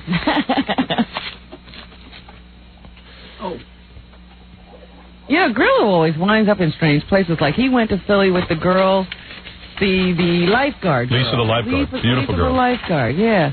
I always wonder how he winds up with these people. How he winds up with them and doesn't have any sex with them. Yeah. Police. He seems to stay in touch with the whack pack. Yes. I'm going to take another call, if that's okay with you, dude. Hey, one more thing, Howard. All right. Did you hear about the girl that was getting naked in the blizzard at Cleveland? No, I didn't. Oh, that was pretty wild. Yeah. She got naked online? Yeah. I took some pictures and I sent them to you. Well, I hope I get those. Yeah, I hope you do, too. There's a videotape and pictures? Yes. Oh, there's both? Yeah. Yeah, because I'll need stills and video of that. You got them both. All right, thank you. Okay. All right, bye-bye. Bye. This guy had the video camera, he had a still camera. He had everything. And he saw the sign get taken down. It was so cold and miserable in Cleveland. It was frightening, and I got stranded there, and I had to resort to going to a strip club. But my wife heard I was at a strip you club. were forced to go to a strip club. I called her. I said, honey, I got to tell you something. It's terrible here. I'm going to a strip club. In the hotel, it's terrible. I have to go to a strip club. Yeah. And that was fun. I met Brandis. Little did I know I'd meet the girl of my dreams. See, my wife used to be the girl of my dreams, but now it's Brandis. Well, your dreams change. My dreams change. Your wife is the wife of your reality. Yes. What can I do? But I do wonder sometimes. People are constantly asking me all the time. Yeah. What does your wife think? She doesn't have a brain. How could you think? I am her brain. She is mine. She's not allowed to think. What does my wife think of what? Going to a strip club? Yeah. Oh, judging from how many people were there in a blizzard, I'd say a lot of wives have to think about it. Not just mine. I'm just asking because everybody asks me. I say, I don't know. My wife knows I'm faithful, that's all. What's that got to do with anything? Oh, well, that's all. I just keep saying that. I didn't say it had anything to do with anything. My wife knows that I'm in love with her, deeply in love with her. What's that got to do with anything? That's right. If it's any consolation to my wife, I call all of the girls Allison at the strip club. Allison number 1, Allison number 2. I mean, I usually try to get answers to the questions people ask. What does she think about what? About you going to strip clubs, having girls come up here to strip for you, She, writing on breasts, spanking. She knows it is part of my work. Oh. She sees me as a highly seasoned professional. Now, come on, I can't answer people that way. Well, that's the answer I'm instructing you to give them. You ask what she thinks, I'm telling I you. need a real answer. No, I know that my wife understands. And my wife has said to me on many occasions she doesn't like it, and I said, you know what? I don't care. I have to go because I have to have some sexual outlet. At least I have to do something wild. So if I get any less wild, I'm going to be in a coma. No, I don't care what anybody thinks. You know what? I don't even want to know what you think. Because I've been listening to that question for years, and I have not had an answer. Because none of my business. I don't know. She's loose. But we have an open marriage. Finally, I said, geez, I wonder what she does think. She thinks I don't know. I don't know that she's allowed to think about that. Although you're on the air. Yeah, boy, Snapple doesn't do too well anymore now since you dumped that sample. That's great. I hate that. Snapple is sinking very fast. That's good. It sunk so fast, man. Good work there. Thank you. All right, Sal. Good. Keep up the good work. Oh, he's so drunk. You can tell they're drunk a mile away. It's just so early in the morning. How could you be drunk? That's Los Angeles. That guy, it's 5:45 in the morning there. Washington, D.C., you're on the air. Hey, man. Howard. Yes. Hey, what are your thoughts on Part 20? Or making it on Part 20? I don't know what he said. What? What are your thoughts on making it on Part 20? Part 20? Yeah, it's a tape with like A.E. Jones and Vicky, Mother Butter, Bug. Oh. Was he speaking English? Yeah. Another drunk.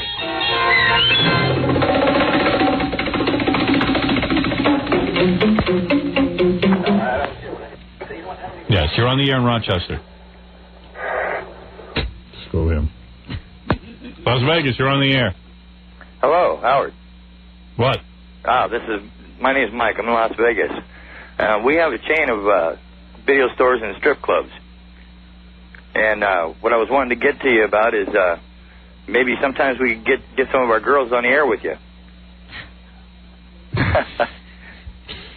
You know, usually I'd hang up. That's a tough one. Usually I'd hang up on guys like you, but you know it's my Achilles heel. But, you know, it's very tough to figure out how to get the girls on the show. Yeah, you got to check with me. Yeah. Well, now, dude, use your head. Okay. How hard is it to get a girl on the show? Not hard at all. Right. So why do you call it? Oh, either have them here or not. I had another purpose in why I called.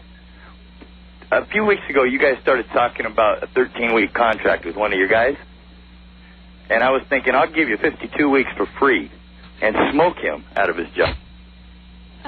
What is he talking Today's a bad day for calls. I know what he's talking about. He's talking about Max Kinkle's contract, but it's just a non sequitur at this point. You know, these guys don't get it. That's why they're not on the radio, though.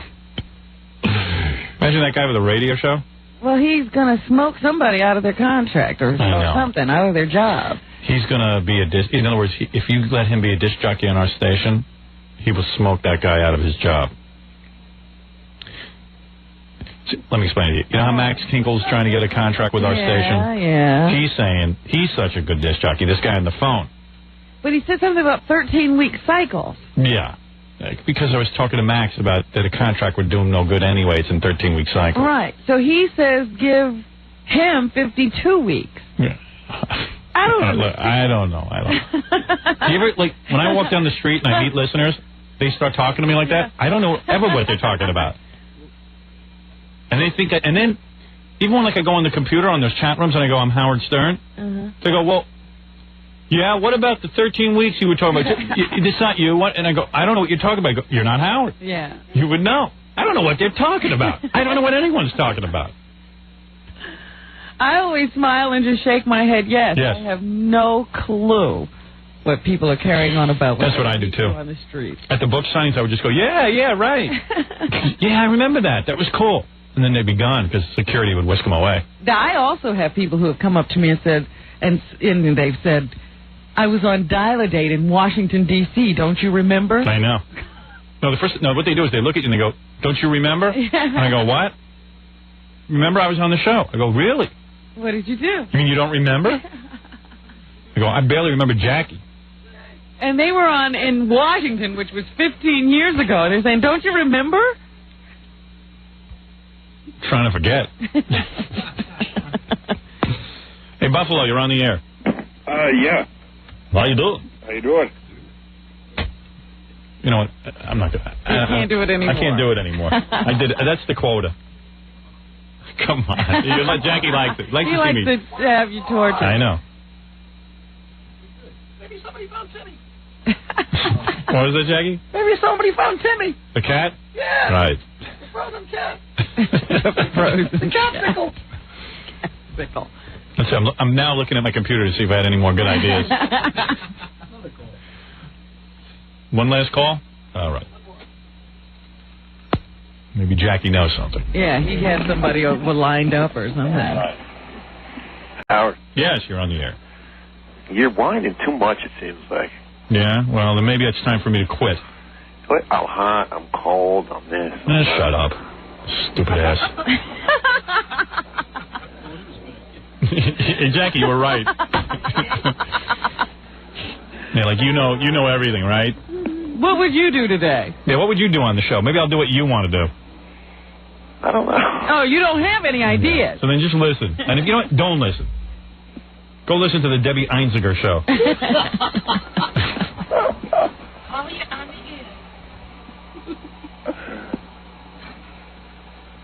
Thank you. Thank you. Hello? Yeah, okay, that's what I thought. Yeah, That's real talkative once you put him on the spot. Yeah. All right, we'll be back right after these words. Yeah. You're listening to The Howard Stern Show. Once again, Howard Stern. Thank you.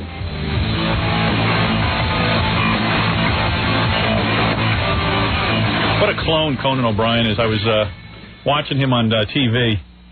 I was just talking to his publicist yesterday. Yeah, how's he doing? About how kind you've been to him since he called in a few months ago. I'll forget that. All right, it's over. What? No, I was getting douche chills. I was watching Live at 5 when I was on vacation, and Conan was the guest because he's promoting this book.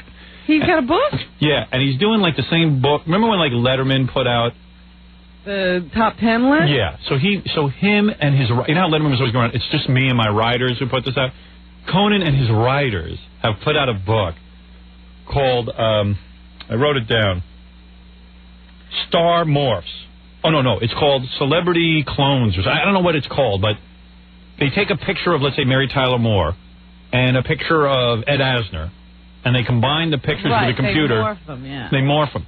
There's a guy, I just want to say, there's a guy called, first of all, his name is Burroughs. I can't think of the full name, but he did a book called Star Morphs. He did it years ago. Yeah, I saw that book. Celebrity photos. He took them, and he mushed them together. Uh-huh. And now Conan is evident. He goes, well, this is the thing we do on my show. We put these things together, me and my writers, and we issued a book, me and my writers. It's just, he doesn't have to be Letterman. Just be your own guy. It seems to be there are talk show rules now.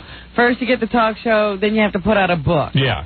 You know, Leno has his news snippets or something like that, and Letterman has his top 10 list book, and now I guess Conan had to find a book. Yeah. So he has this celebrity mushing. It's just so, I don't know. And I'm sick of him going around saying how good he's doing. He's not doing good. Just a little better.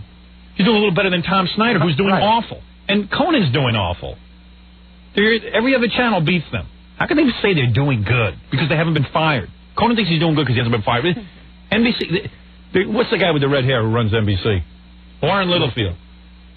We never met him, Howard. We don't know he has red hair. Well, he's desperate to find somebody. And there's a day that goes by, he's not looking for someone to take Conan's job.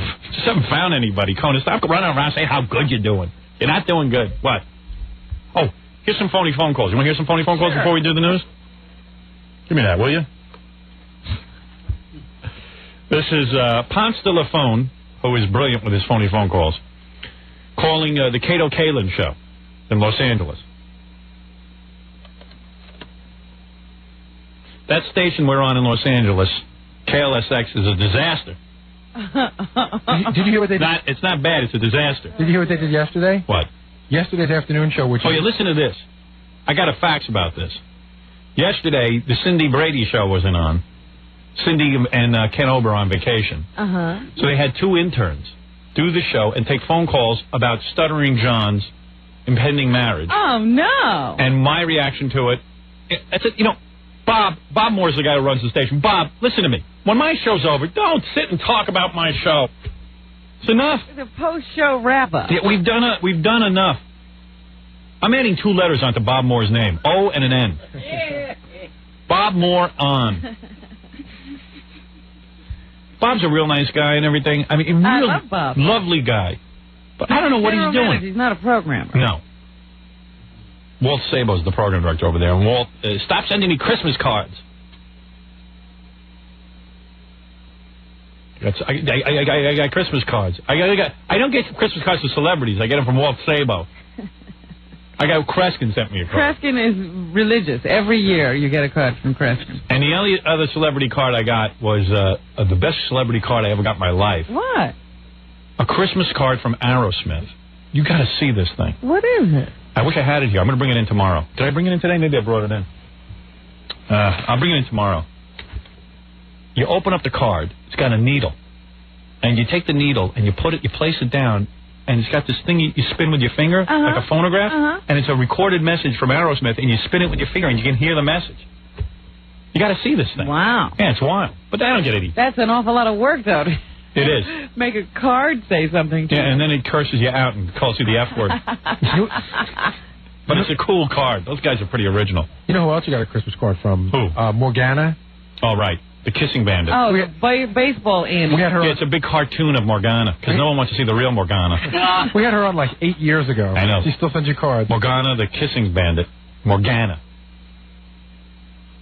She's the one who runs out on the baseball field and kisses guys because she's got big breasts. She's not still doing it, is she? I don't think so. I think they'd punch her. She could get the walker on the field. That's what I'm going to say. She's out there with a walker now. She should go stalk Lawrence Fishburne. Most of those guys are running not because they don't want to. They're scared. She is scary. Morgana, the Kissing Bandit. She's got like 52H breasts. Anyway, so here is Ponce de la Phone calling into Radio Hindenburg, the Cato Kalin show. And evidently... Oh, he's calling in Cato Kalin? Yeah, and he just starts goofing on Cato and calling him names, and Cato takes it. See, Ponce de la Phone was just going to call in. He does this every day. He calls Cato's show. Yeah. And he plays a tape of the 911 call. Right. That Nicole made about O.J. beating her. Okay. And Cato just hangs up. Because he can't take it, because obviously the guilt runs through him. So this time, Ponce calls up and says, well, I'll just yell at Cato. And Cato's taking it until the 911 call comes. Ah, you know, he really bails every time he hears that. Yeah, the 911 call will do it to him every time. Paul. Cato. Paul. Hello. Cato. Paul. Hey, before you get to the topic, I have another question. Yeah, I got an answer for you. I was wondering if you kind of get the Howard Stern book. How do you get it? No, I was wondering if you're going to get it. I don't know if I'm going to get it. I haven't even thought about it. I'm spending it on some other things right now. But if you do get it, who's going to read it to you, dope? Okay, Paul. You idiot. Paul, say it again. You're a dope. Say it to my face. I'll say it to you. Say it to my face right now, man. Come on, Paul. Say it to my face. It might mean something. I'll be down in Paul, come on, man. Say it to my face. It might mean something. Come on. Come on. Come on. I'll be there. Come on. Jerk. Come on. Idiot. Come on. Where's OJ? Come on. First of all, they broke the back door down to get in. What's your... Okay. Real Radio 97.1. Big man until he hears that tape.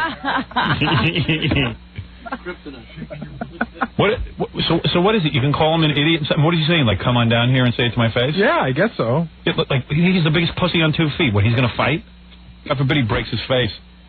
Wasn't he the one afraid to go out to see what was happening outside his door? Yeah, he heard a thump. I was scared. Marcia Clark asked him a question. The guy crumbles. Now he's challenging listeners to fistfights? Let's send a midget to confront him. To call him an idiot and a jerk. You know, I'll tell you something. Cato should have been very happy. I'm watching this hard copy last night, and they got the exclusive tapes of the O.J. jurors. And Johnny Cochran. Johnny Cochran threw a big party for all the O.J. jurors, and they're all laughing it up. And they played the verdict and applauded and laughed. All the people on the jury, and Kardashian, the lawyer friend of O.J., skunk boy, sitting there all parading around. You know, at the very least, the O.J. juries should at least question whether O.J. committed these murders. And do you really think it's appropriate to sit there and applaud the verdict when you know two people were butchered and murdered? How could you? I mean, it's despicable. And it was all these black women with bad orange hair. I wasn't sure if they were O.J.'s family or the jury women. But you have to, and they're all swooning over Johnny Cochran. I mean, you know, and they're never going to get any. He goes out with white women. Get real. God, you think he's going to sleep with you? Look at yourselves. No man's going to sleep with you. Even a snake like Johnny Cochran won't sleep with you. Oh, is he a snake? He gets up, he puts the thing on tape as the jury, verdict is read. And all of the people, I call them people, I'm being kind, sat there and applauded and were laughing it up and whooping it up. I was just like, oh, man, this is right out of a Fellini movie. Mm.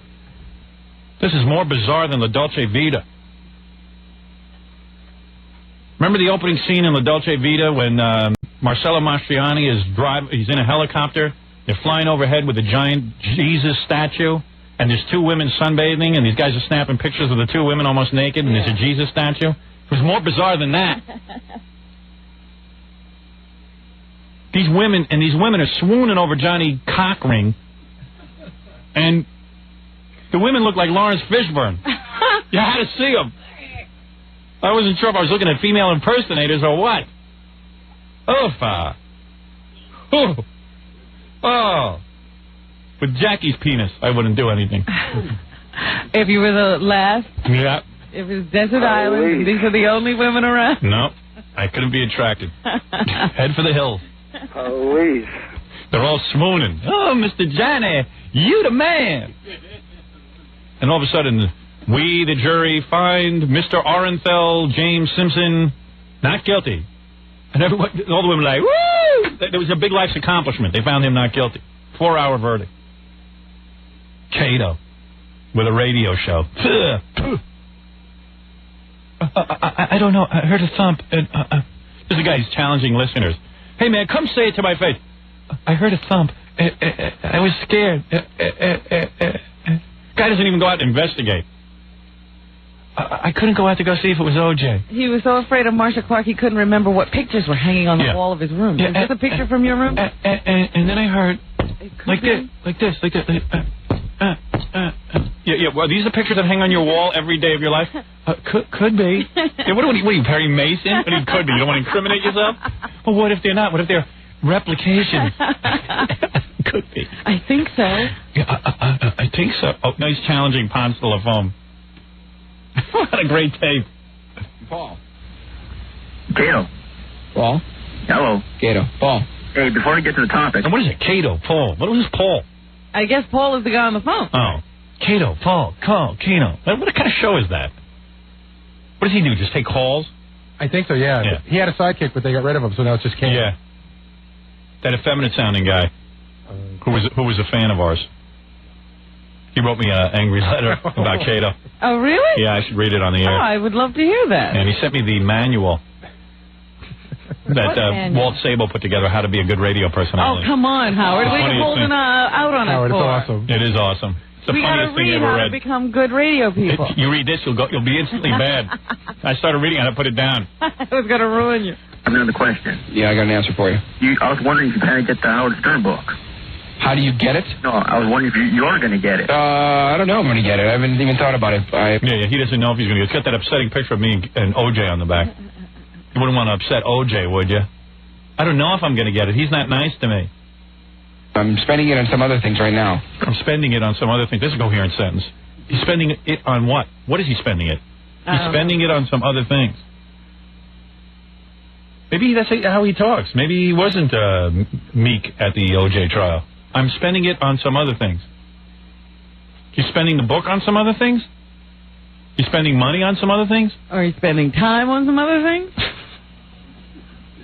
Maybe he is a puppet. If you do get it, who's going to read it to you, dope? Okay, Paul. You idiot. Paul, say it again. You're a dope. Say it to my face. I'll say it to your face. He's trying to win him over. Say it to my face. He sounds like a pussy. My face right now, man. Come on, Paul. Say it to my face. It might mean something. I'll beat him out. Oh, he's a great actor. Come on, man. Say it to my face. It might mean. Come on. Come on. I'll beat him. He's saying it to his face. Now, does Walt get together with old Cato and say, this was a good show? Yeah. Walt is some judge of talent.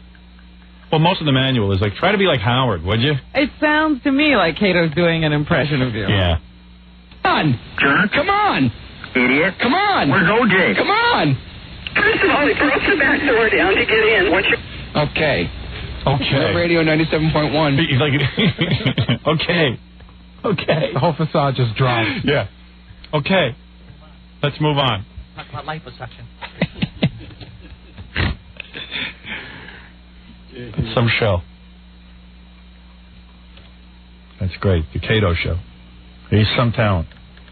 He's scary how talented he is. I don't know how they got that lineup.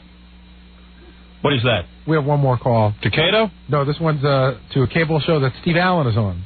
Oh, yeah, where he badmouths me? Yes. Yeah. Steve Allen now badmouths me wherever he can. He's finally decided that you're not good. Well, he did our show about 3 times, and he's called several times to be back on our show. And now he's upset because you must have said no. Yeah, so now I'm an untalented boob. I'm not as scary talented as Steve Allen. The quality on this hour is a little rough because Steve Allen's on the phone. It's a Ponce de la phone. Okay. Well. Pat, thanks for being patient. Where are you calling from? Sun Valley. And which cable company? United Artists. What channel you got us on? 62. All right, what's your question here for... Like, why is that important? What's your cable company? Well, here's a guy who likes to pump up his own ego. I'm on how many cable stations? Yeah. You know what? Picking me up? Maybe that's so Steve Allen won't bum out. like, hey, what are you on Channel 62 out of where? So Steve Allen will go, hey, at least this show's heard somewhere. Right. I used to do that when I was on Crummy Station. I tell the guests we were on like 10,000, I'd lie about the ratings so the guests wouldn't bum out.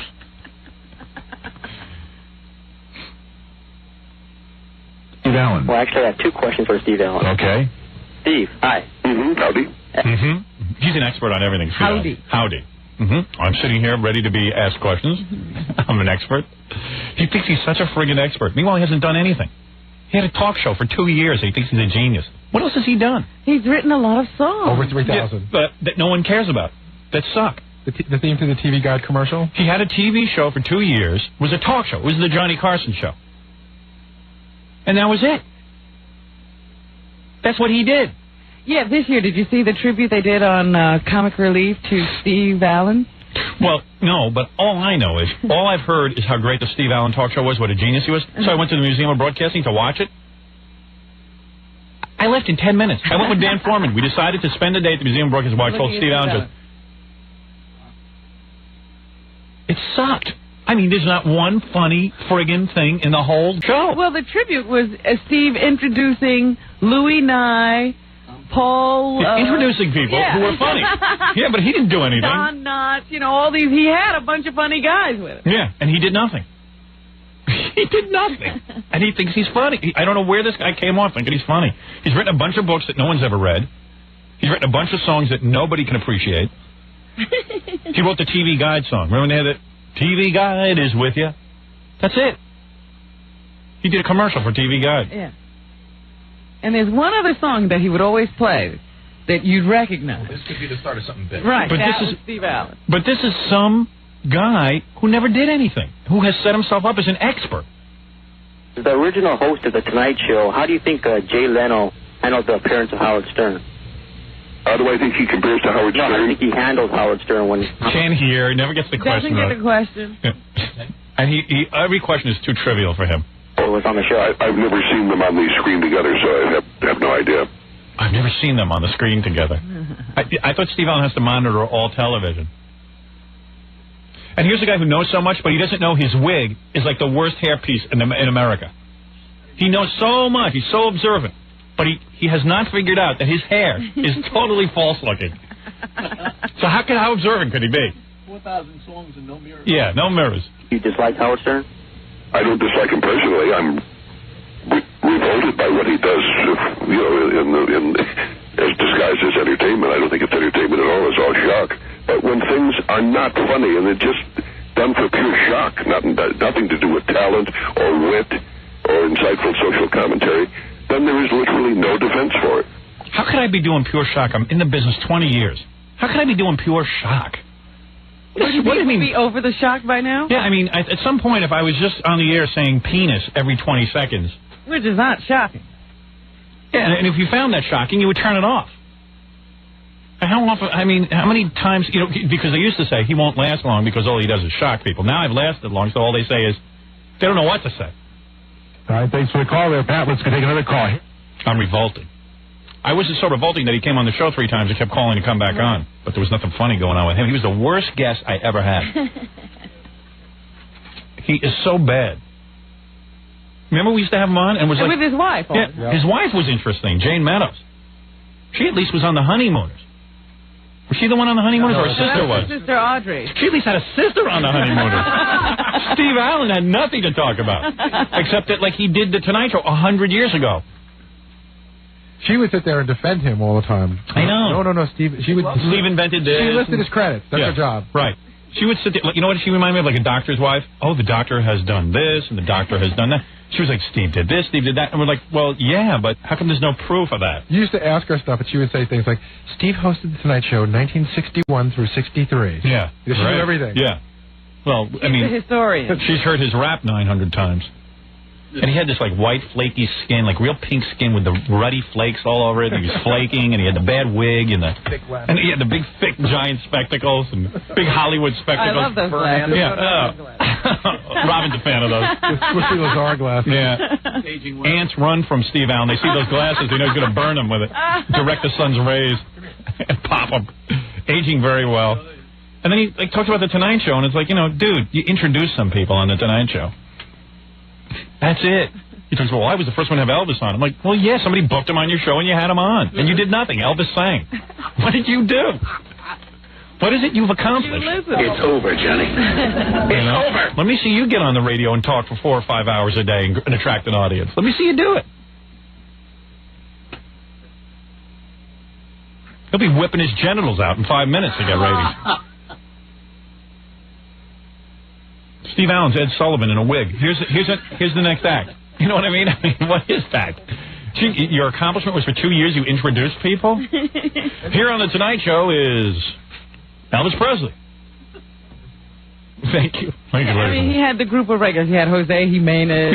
Yeah, those guys. All these other great, funny guys. Yeah, real great. But what did he do? Hello, my name is Jose Jimenez. Oh, thank you, Jose. Thank you for coming on tonight. And then he asked the questions Jose told him to. Yeah. These guys will make it like they've done something great. And for 2 years he did it, and he hasn't done a thing since. They gave him 57 shows. They all bombed. And he's a genius. In his mind, he's a genius.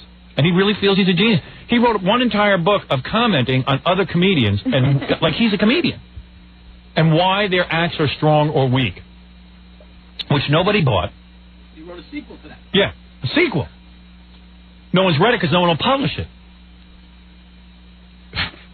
I got to start doing that. I don't know why I put so much effort into my book. I should just write, like, I will critique the following comedians, and then I will critique actors in this chapter, and then I will critique... Comedic actors. Yes, comedic actors. Only comedy, because I am a comedian. Yeah, I don't know. I should be critiquing. I'm somebody who's accomplished something. All these other guys are jealous because they can't accomplish anything. They can't stand the fact that I can just take a blank airwaves and create ratings. Bastards. Ingrades. Steves. Cato's a real talent. Steve Allen. You ever read his book? His book's titles are Funny Men, Funny People,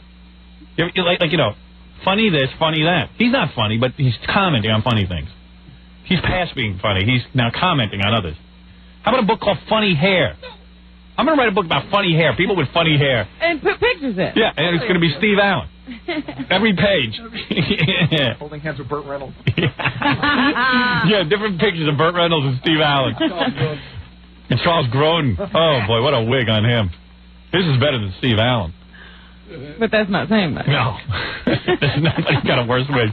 Burt Reynolds is right up there with Steve Allen, though. I got to admit. Burt Reynolds has got a wig that appears to even have wig sideburns. Right, it has sides to it. Yeah. He must be so bald. I wonder if they can recognize it when they see the other guy. Yeah, like does Burt Reynolds go? Oh my God! Look at the look at the shaitel on Steve Allen. See my God, that's Italian for wig. Yes. You know what a ginzo I am. I wonder if Steve Allen walks into the room. And looks at other people's wigs and says they're bad. Oh my God! Thank God I've got a good wig.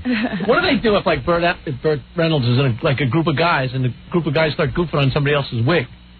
They don't. I don't know. Isn't it funny you too that make wig jokes around Burt Reynolds? Isn't it funny too? Like Steve Allen's whole career now is appearing on like cable channel, cable access television shows and being interviewed, and he's so serious. Yes, I've never seen that particular footage. But if you send it to me, I would look at it. He's never seen that particular footage. I can't evaluate. I would not watch it. My appearances on The Tonight Show and Letterman Show might rival any appearances in the history of talk shows, but Steve Allen can't acknowledge it because he's too friggin' jealous. That's all.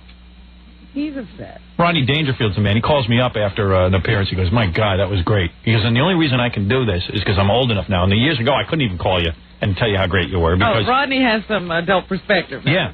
Even Rodney says, every in our business will never call you and tell you you did a great job. Because they're too friggin' envious. Steve Allen's too busy evaluating Carrot Top's performances for his next book. And where Carrot Top will stand in the history of comedy. Steve's too busy to watch The Tonight Show that I'm on. He's got to make sure Carrot Top's place in history is accurate. What's that? Right there, up next to Keaton. Yeah. Got to take a break, Rob, and we'll do the news when we get back, right after these words. It's the Howard Stern Show. Here's Howard. Yeah, come on. Come on. Yeah. That's it. That's right. That's right.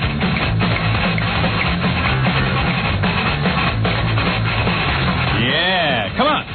Yeah, come on. Keep going. Yeah, come on. That's it. A little false excitement, ladies and gentlemen. Come on. Let's go. Come on. Make sure to enter our contest. Get your entries in. Just read 30 seconds of my book, Miss America, into a tape recorder. And do whatever you want, like this guy who sang the book. This guy actually sang the book. For the visually impaired and any prodigy He wrote a song about my, he just took the words and put it to music. He read it to a song. He sang it. This is me in the computer chat room picking up girls. Some phony girls in a prodigy chat room. Turn them into something called a private room where you can write back and forth to one another. I want dirty talk. I want nasty, kinky talk. So I can up next to my computer. I want new experiences where Allison can't accuse me of cheating. Somebody shoot me. Make sure, that guy's very creative. He sent that in, and now he's probably, got a good shot at going to scores, I'll tell you that. But don't be intimidated. Don't be. Because there's lots of people just reading and having fun with it. You never know what's going to turn this on. Just do it. A lot of women are very upset. Oh, who cares? I don't know. I'm just telling you the facts as I see. Tell them to take it up with their husbands.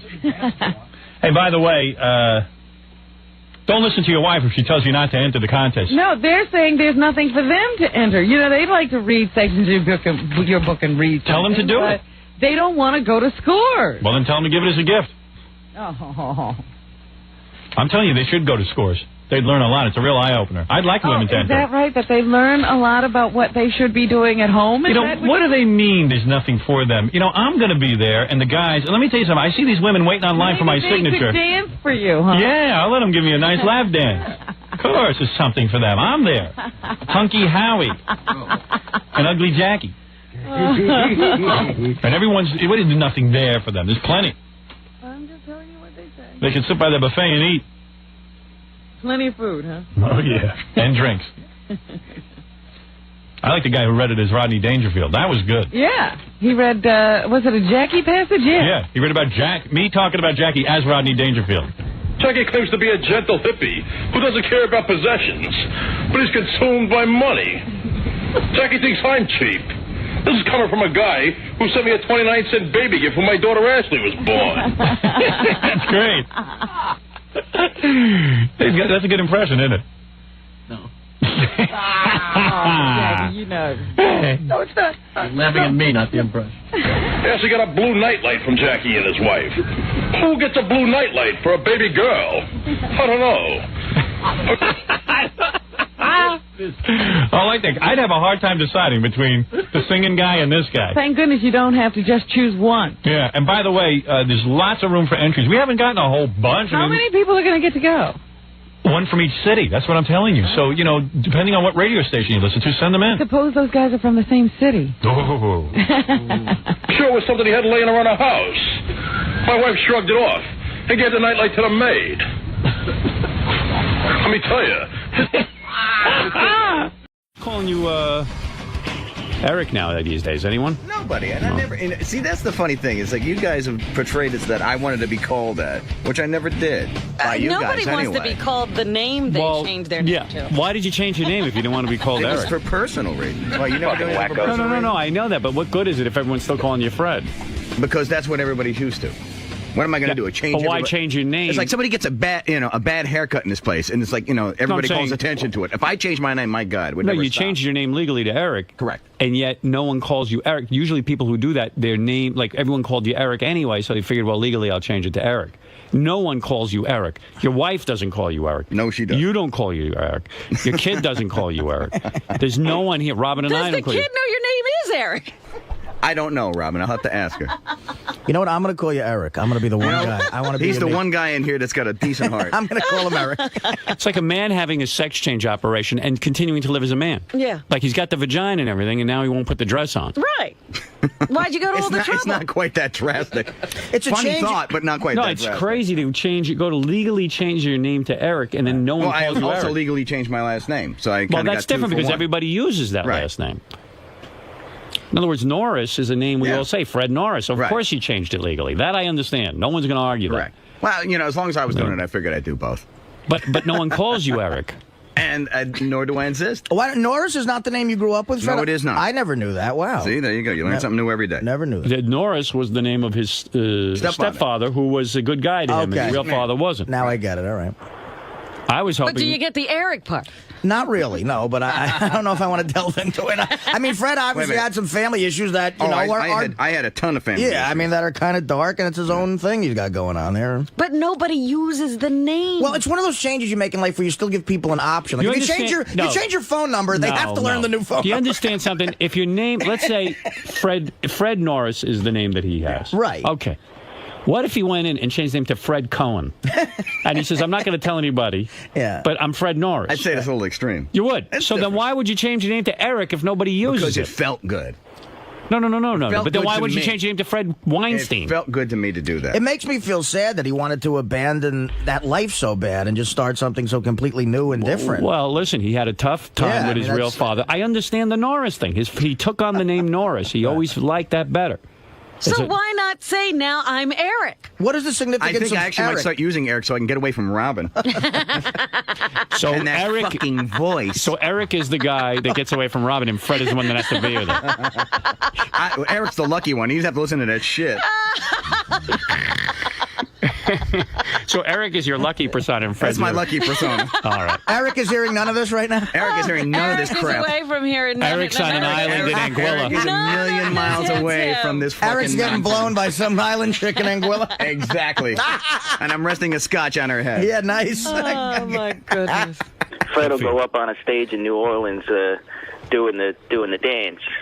Jazz. Nah, I'm not a dancer, sorry. But you don't your even- wife Allison calls you Fred, not Eric. That would be correct. Right. But you don't even Well, like she go. wasn't in on this, so. Did you tell her you changed it to Eric Yes, when you were I doing did. it? And what Yes, did I she did. think of that? That no one calls you Eric and you were changing your name to Eric? I don't think I put it to her that way. Right. What'd you say to her? I think I put it to her my own way, which was not your way, which is not as funny. What did you Well, say? what did you say? No, I said that was. Here's the deal. I've always hated the name Fred, and and my mother was going to name me Eric, and for some reason, my father, my biological father, said no, you can't name him Eric because it was the name of an old boyfriend of hers. And I said, well, I don't have the father, so fuck him. I'm going to take the name. So it's really a hostile thing towards your real yeah, father. basically, yeah. Right. I was going to ask what the significance of Eric was, and now I know. That's pretty much it. Oh, man. Then I would actually definitely want to use it. Right. Well, how's he going to do yeah, that? I'm going to do that with somebody like you around. He'd have to wear a big shirt that says, call me Eric. Yes. Right. But we I mean, forget. by now we would have been. I mean, calling everybody you laughed Eric. at Prince with his little signal, his insignia thing, so there's no way that they were going to change that. What is your... no do you- matter how he felt. Do you have a middle name? My middle name, it would be Eric, yeah. Oh, your middle name is Eric? Yeah. Fred Eric? Mm-hmm. No, Is that well, what it says on whatever. that legal form, Fred Eric? What is this, a court? I have to present legal documents? No, for no, you? no, no. What was your middle name when you were born? My middle name when I was born. Now, that's another reason I dropped it. This is just bullshit, but I'll tell you anyways. My godmother, who was the one who stole my father from my mother, gave me the name Leo. Leo. Oh, yeah, you hate that. So Fred there you Leo. go. So That's the worst He name. stuck me with two shitty fucking names, the last name and the middle name. Did you drop the Leo now? Now you're Oh, Eric Fred. It's beyond. Are you Eric Fred Norris now legally? It's whatever you want it to be today. What does it say now in your legal papers? Eric Norris? There's no middle name? Or is it Eric Leo Norris? Eric, go fuck yourself, Dad Norris. Try that. What is your full legal name? That's all I'm asking. Fred Eric Norris. Fred Eric Norris. So your How's that for name you? isn't Eric, it's Fred. You are Fred. Oh, please. No, I mean, honestly, I don't know. Are you Fred It's a Eric? slow morning, right? Or are you Eric Fred? What, no phony phone calls over the weekend? I've got tons, but I got to get to the bottom of this. Just tell me your real legal name. Is it Eric Fred or Fred Eric? Yes. Tell me which. Whatever you want, man. Come on, Fred, we're trying to find out. Honestly, Oh, yeah, right. just want to know your legal name. He just said Fred Eric. You want to right? find out. No, it's not. He changed give it me to a break. Eric. But then he just said Fred Eric is his legal name. I don't think so, though. Fred, what is the big deal? You won't tell us your legal name? That is my legal name. What? What do you want from Just me? give me your legal name. Fuck you. Fuck you. Fuck you is your legal That's my name. legal name. Fuck you, Fuck Norris. No, are you Eric It Fred really is, or actually. Fred Eric? Are you Fred Eric or Eric Fred? I'm not talking about it anymore. Why? How have I offended you? You're not offending me. Then why wouldn't you answer? Because you're just annoying me now. No, why can't you be answering me? Are you Fred You know what's Eric great? It's like, or Eric Robin, Fred? what'd you do this weekend? Artie, what'd you do this weekend? Okay, and let's spend the next half hour. Let's fuck with Fred. I smell a Fred, recount on the greatest moment ever next week. Fred, what makes this funny is that you won't answer. I mean, like, what's your legal name? Eric Fred or Fred Eric? It's Fred Eric Norris. Now we're done. Okay. That's it. Don't Thank hold you. out. Fred Eric Norris. I didn't know Fred was Because I know anywhere because on the anytime I paper. offer any information, then it goes on for like another half an hour, and then another half an hour, and then another half Oh, an hour. stop it. Stop what? You're the one to start. Why would he make his middle name Eric? I thought he I don't changed it know. to Eric. That's what. Didn't we hear my new name? My legal name is Eric Norris. Yes. You didn't hear it from me. Yes, you did. You It said came- on the air. I have a tape. It came from Blabba Booey. Blabba Booey. Booey. You mean McKine? McKine. No, I was working on dates from the clips from the Arty date, which is a riot. But I just sat that on my desk and I heard blah blah bluey or something. So what did I do, Freddie? Nothing. Oh, what'd you do? Nothing. Mark, you're on the air. Just You being stabbed man. him in the back. You're just being you. Yeah, it's Fred it's also what you did, do. I'm sorry, I don't want I have more if you want, Fred. Some of my favorite More all my Jesus. Fred stuff is What's with you, dude? Wait, what? What'd you say, Fred? I said, what's with Gary? No, What'd you do? I was trying to say I heard him goofing on me and I wasn't sure what I would. No, what he said you were the original one who got into I this. said one little thing, and he gets in. No, he Fred, I gets just was trying to bristly. figure out what happened. Calm down. Am I right?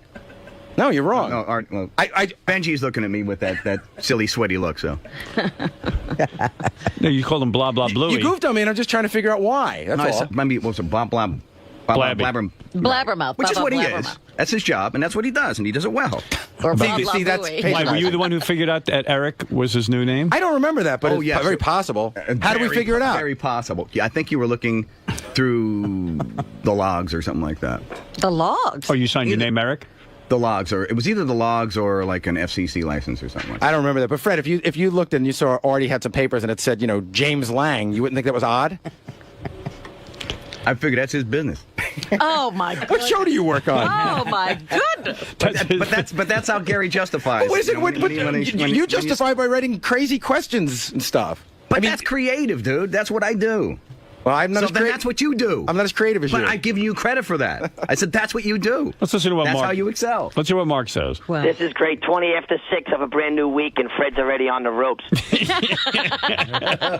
if he never changed his name to Eric, like he just said, then how did Gary see it on some legal? I know. So he was signing Because it was things all Eric there. Norris. Yeah, exactly. Where were you signing things, Eric Norris? Honestly, you signed the log, and you decided to try out your new name on the log. Got to use it somewhere. Oh, because with the FCC, you want to make sure your legal name is on there. You go. Doesn't he think if the FCC started looking through logs and one day they saw Fred Norris and then all of a sudden it became Eric Norris, even the FCC would have to question that. But his legal name is Fred Norris. He says he's Fred Eric. So why did he sign he signed it Eric Norris? Why would he do that? I don't believe this Fred Eric thing for a second. I don't either. Jets stun Pats out Coach Belichick. Cavaliers at Knicks 7:30 p.m. in MSG. Okay. Don't get me started on the Giant game. I'll start crying. I'll change the subject right Fred, now. why did you sign the log Eric? Katie kissed off by Lauer. Why did he sign the log Eric? I don't know. If his new name was Fred. And he's never... Show him who's the boss. He's never said that anybody should call him Eric, and yet he was signing the log. Hold it. Fred is on... Thanks, Mark. Fred's on the phone. Hi, Fred. That's Fred's sound effects machine is on the phone. I'm sorry. Oh my Klitschko Briggs, a sorely needed bout. Fred's sound effects machine. Is there anything else you want to say to Fred? Hello? All right. That's stuck. I'm trying to see if Howard still has the tweaking he had in him during the Rainbow Room episode. Knock yourself out. Your sound effects machine is on the phone. Fred. All right, thank you. Thank you, sound effects machine. All right. I think it's a kind of a one-note sound effect machine. I think Fred's reaction to this has guaranteed we'll have to bring this up again. Oh, God. I'm not. Like I would expect it would ever change. I'm confused. I am too. Honestly, I don't even mean to make a joke out of it. I respect you. I don't. It's what's funny is your reaction. Your reaction is so funny. In other words, I don't understand why you didn't change your name to Eric. Why Fred Eric? And then when you signed the FCC logs, you Why'd switched sign to him Eric. If Eric is your middle Well, that's name. the mysteries of life. Hey, you can't do that. I have to contact the FCC. Feel free. I think they're going to have a problem. So with what does he sign the logs now? F. Eric. Does he? I don't know. There's no logs. We're on satellite. Yeah, you don't really have to Oh, sign them. what did he sign them before? Did he ever switch back to Fred Norris, or No. was it always Eric on the Eric. log? Eric Norris Wong. He took on a Chinese... A Chinese name? Norris became his middle name. That's the next name change. All right, Fred, well, you continue to be a mystery. Okay. You really do. Yes, Andy. Yeah, congratulations, Artie, on your Carnegie Hall appearance. How did it go? It was good. It was fun. It went very well. It was a good time. I was there. It was a lot of fun. Yeah. It was wonderful. Congratulations, Artie. Thank you. I didn't get it. I don't know how to contact you. I would have called you. Thank you. Yeah. But I thought it was wonderful. Oh, thanks. We had a good time. There were 4 comics there. They all did very well. It was a fun night. I was very happy for you. And then Artie brought out Dana at the I end. missed that part because you left? I got out of there a little early and I forgot that you said there was going to be a special guest. And I thought, oh, He trots Dana, his girlfriend, out and has the whole place sing happy birthday. yeah, how for did her. she look? She looked fine. Yeah? I trotted out at that point because I had to get out the door, but I didn't see you there, Rob. I was on the other side of the theater. They never set us together in an Artie event. I know. I thought maybe Artie's jealous of I our thought relationship. maybe that would give you guys too a chance to bolt out of there. You know, Yeah. because you know, Thank you. You knew it was definitely the end. I'm sure it was a little bit of a pain, but it was very nice. I Did appreciate. that win her over? Did you have sex that night? I got or- laid. Yeah, You did get laid. at the Ritz-Carlton. No Wow. kidding. At the Ritz-Carlton. Congratulations, Artie? You got laid by Dana. Yeah. I hope. No, I fucked Greg Fitzsimmons. It was a big night for me, and I was very happy you guys were all there. It really was. It hit me like a ton of bricks. At the sound check, I went out on the empty stage and looked. It was like fucking. It was unbelievable. Yeah. Hey, all right. How come you didn't invite Andrew Dice to perform with you? You don't want to get booed off the stage again, or what? Yeah. Me and Dice at Carnegie, that might be a little too much, you know. All right, let's go over to Billy. Billy in Boston, you're on the air. Hey, Howard. This is Billy from Boston. Listen to you guys. You guys are great over on satellite. Thanks, man. Howard TV is great. I just want to tell you, I was at the Artie show at Carnegie Hall, and Double A and his buddy sat right in front of us. He is the biggest pain in the ass in the world. What was he doing? Yeah, I looked over. I saw yelling, yeah, going, Artie, whistling, and I saw Double A at one point standing up, yell. You know, he's one of those yellers that, and it's during a comedy show, and he's wearing a big jacket that says Double A on it. Oh, Double A with his number on the back. Yeah. I thought my buddy was going to punch him. I said, oh, geez, and he's like right up in front in the second row, so he can interact with Artie and the gang on the stage. Really? Wow. He thought he was part of the show, yelling and everything. Yeah. It was unbelievable. But Artie, you were great over there. Thank you, man. I appreciate you coming from Boston. All right, thank you. Jay Boogie, you're on the air.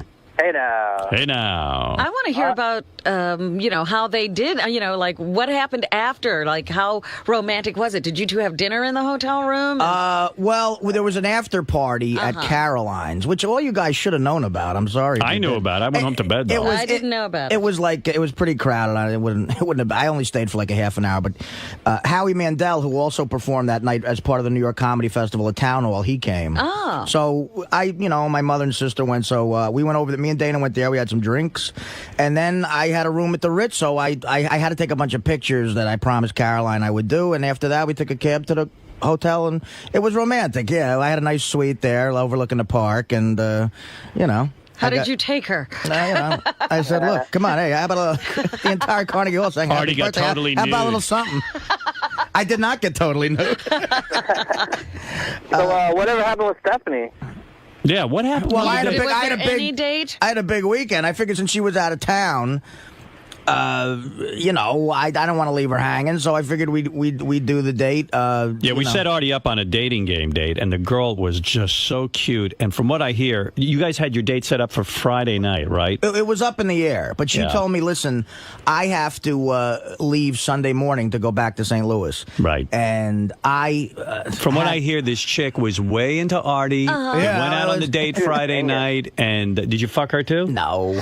Oh, man. What's wrong What with am you? I, some sort of... What's wrong You're with a me? stud, is what you I don't are. believe he's with Dana, by Kind the of way. a slob, You am I? don't? Nope. Don't believe it for a minute. Why not? Because I don't believe it. Why would I go It's a through... ruse. A ruse? What the Well, fuck am I who's doing trying that to for? fool? Yeah, Yeah. exactly. I don't buy it. Well, I don't know what you're talking about, but I mean, why would I go through the trouble? I don't buy Fred's first name. I don't buy you and Dana as a You're gonna couple. have to buy them both. I don't know what's going on with Artie because this or that. I'm not What not are you privy. saying? He's gay? No. I'm saying needs to no. come He's clean. nothing. He's nothing gay. About I don't him. understand what you're talking Because about. that's the only reason you would fake having a girlfriend. I don't believe that him and Dana are together as a couple. Why do you... I just don't get the vibe. I just can tell. What do you mean? I It's don't not understand. happening. It's not happening. Look, afterwards, John Hine went on They might have- Pharrell's show. Right. And he said that he thought Dana and Artie were going to make it through the No. long haul. They were No going to way. get through this, and they were it forever. No way. Yeah, well- no effing way. Well, I want to know what you're basing this theory on. All right. Here's my theory. Yeah. My theory is I can't wait for this. that Artie and Dana went through hell together. Uh-huh. Through thick and thin. You mean the age? I'm talking about heroin. Yes. Okay? She saw him at his worst. No. Now, again, I don't know. This is my speculation. Artie hates when I speculate, so maybe I should just keep my mouth shut. No, go on. Don't listen, Artie. Do you want to hear this or no? I'm And I don't listening. want anyone to be insulted, but I'm just telling you my theory. Okay, there's an insult coming. They went through the heroin thing together, and a couple to survive that. Did she know you were on heroin when you were on it? No. Okay. So. Wow, that's good, Artie. That's what I'm saying. So she's got to feel like, how do I know this guy? How do I know him? Right. This is my How guess. did you keep it from her? That's amazing. And I'm saying, yes, they might fuck here and there. But I don't see how Artie's going to win back her trust. Now he's got this new broad that I set him up. There's no new broad that I. Excuse me. I don't have a new broad. I set him up with a girl who's a doll. It's a radio contest. They got a clean slate there. You can start from ground zero. Nothing on the blackboard They yet. call that tablo rosso. Rasa. Ground zero. Whatever. Ground zero is a good term for me in dating, by the way. Tablo rosso. All right? Yeah. And this is my feeling that this relationship between It's Artie and doomed, Dana. huh? I don't want it. I mean, Artie's in love with her and everything, and I love Dana. I'm not saying anything disparaging here. I'm just saying I don't see how this relationship is going to survive. I gave the guy a brand new broad who's clean as a whistle. You know what I'm saying? And in love with him. Looking at him with goo-goo eyes. Clean and as if a whistle. Yeah, she's 23. How dirty could she Only be? had 2 guys or something, Yeah, something as far like as that. I remember. Chick is A, presentable. She dresses well. B, presentable. Sweet. You can take her to your mother. Yeah, C, well, so what the fuck? What is Dana? Fucking No, but you got Courtney baggage. Love. You got baggage. I'm not saying Dana's Courtney Love. What Dana's about a great What girl. about the You ba- fucked it up. She knows the baggage I have. This new chick. She didn't go through it with her. You, as She far as didn't see you. she didn't see you every day while you were on heroin. To give her 2 weeks. I'm I mean, just what telling you got a rough road ahead of you with this Dana because she's always going to have in the back of her mind, hey, Artie was on the big H. Whatever. And anytime But she's gonna, you do you got a rough anything road, weird, that's she's gonna all. be looking at you like, is that a sign? Okay. That's all I'm saying. I'm not saying it ain't going to work. But Yeah, I don't know. Look, I don't know either if it's going to work or not. I'm just saying right now, you know, stuff is all right. You get banged occasionally, then you guys get into it, then you're on the phone again yelling at each other and arguing. I don't know if you need this aggravation. But you're in love. I understand. Well, I don't know what are you giving me advice through all this bullshit? Or No, I don't know? I'm not saying anything because I've pulled guys aside a couple of times in my life and given them advice. Yeah. They never listen. They never listen and they hate me for it. So I'm keeping my big fat fucking mouth shut. Let me ask you it's something. too late then. for that. What do you mean too late? I didn't say Oh, anything. you're hating him already? No, I'm just saying, your big mouth I'm shut. always right, though. Howard, how do you I'm sit there always and say? fucking right. How do you throw your hands up in the air and go, I didn't say anything? You I said didn't say everything. anything. What did I say? Everything. Am I wrong? Are you having a hard time? You guys still haven't worked it all out. Am I right or wrong? Well, I mean, it's not what it was when we first got together. Thank you. But Thank you. Thank you. It's way better, 1,000,000% better than it was 4 months ago. Look, it's hard to recover from something like this. I ain't saying it's impossible, but it's always going to be. Then she's going to throw it up in his face all the time. You know, it's like when you're screwing a girl in her Well, how do you know? ass. But how do you know? See, all you know is what I talk about here. How do you know there's stuff I can't throw up in her face? How do you know it's Well, not an that's equal great, give and isn't take? it, that She's you got know the big. I'm just saying. She's I'm got just the saying big that, age. But what there's- good is that if you're throwing shit in her Yeah. face and she's throwing shit in your face? I'm just saying I might stop her from throwing any shit, and then there's no shit at all. Then we just live like a regular married couple. You're saying there's something. You're saying there's something I don't know about that you could I'm throw just in saying, her of course, face. you don't know anything about the full relationship other than what I say on the air. I mean, So you're telling me, in your own Artie speak, there's a few things here in the history of Artie and Dana that you could throw in her face. She's not been an angel. Nothing on the level of heroin. Right. Well, what That's is? What? What the hell could she You have got done? nothing on You know, her. sometimes she doesn't listen, Rob. Oh. What, But, you smoke some weed? I mean, come on. What are we going to talk about? What is she doing? Angel dust? Yeah. What the hell could it No be? drugs, unfortunately. Now, if you're telling me she cheated on you, that's not true. That's a different story. Neither one of us, to the best of our knowledge, has cheated. So, you know, that's what... not. What do you have to throw? You got wiffle balls to her baseballs. It sounds like. You got wiffle balls. Well, I mean, look, if I dated Ma Barker, she'd have shit on me. I haven't had the Listen, most I'm pristine just life. saying. I'm saying, what's the difference between within a month, this new chick or any new chick would have a bunch of shit to throw anyway? I'm not. It's not like it's still me. They're dating me and not a new person.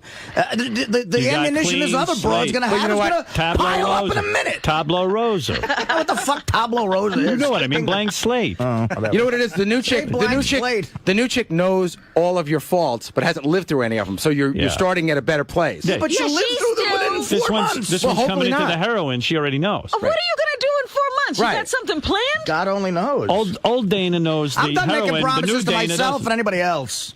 Old Dana knows the heroin. The new Dana, but old Dana didn't know the heroin. This new Dana She does. knows. The new person knows everything. Right. She listens to the show. She knows about But it. she still sees Perfect. you as, Artie. The old Dana met me, and Not I a did. mess. The first night I met her, I did 53 shots of tequila. That's what we're talking about. She can't get over that. I mean, I don't know. Listen, man, you do what you got to do. I just set you up with a little doll, but Dana's a doll too. I'm just saying. I hope you know what you're doing. Do you want to hear? I think you're an evil man. Do you want to hear clips from the date, Howard? Yeah, I want to know what happened on the date. What was she wearing? This It wasn't. It was a very. We had a very nice time, but it wasn't. It was How'd very she look? uneventful. How'd she look, Artie? Give me the bottom line. You know, it's funny. She looked like she's from Iowa. I didn't realize she grew up in Iowa, and she moved to St. Louis because it was. Look at her! Look at that picture. That's funny.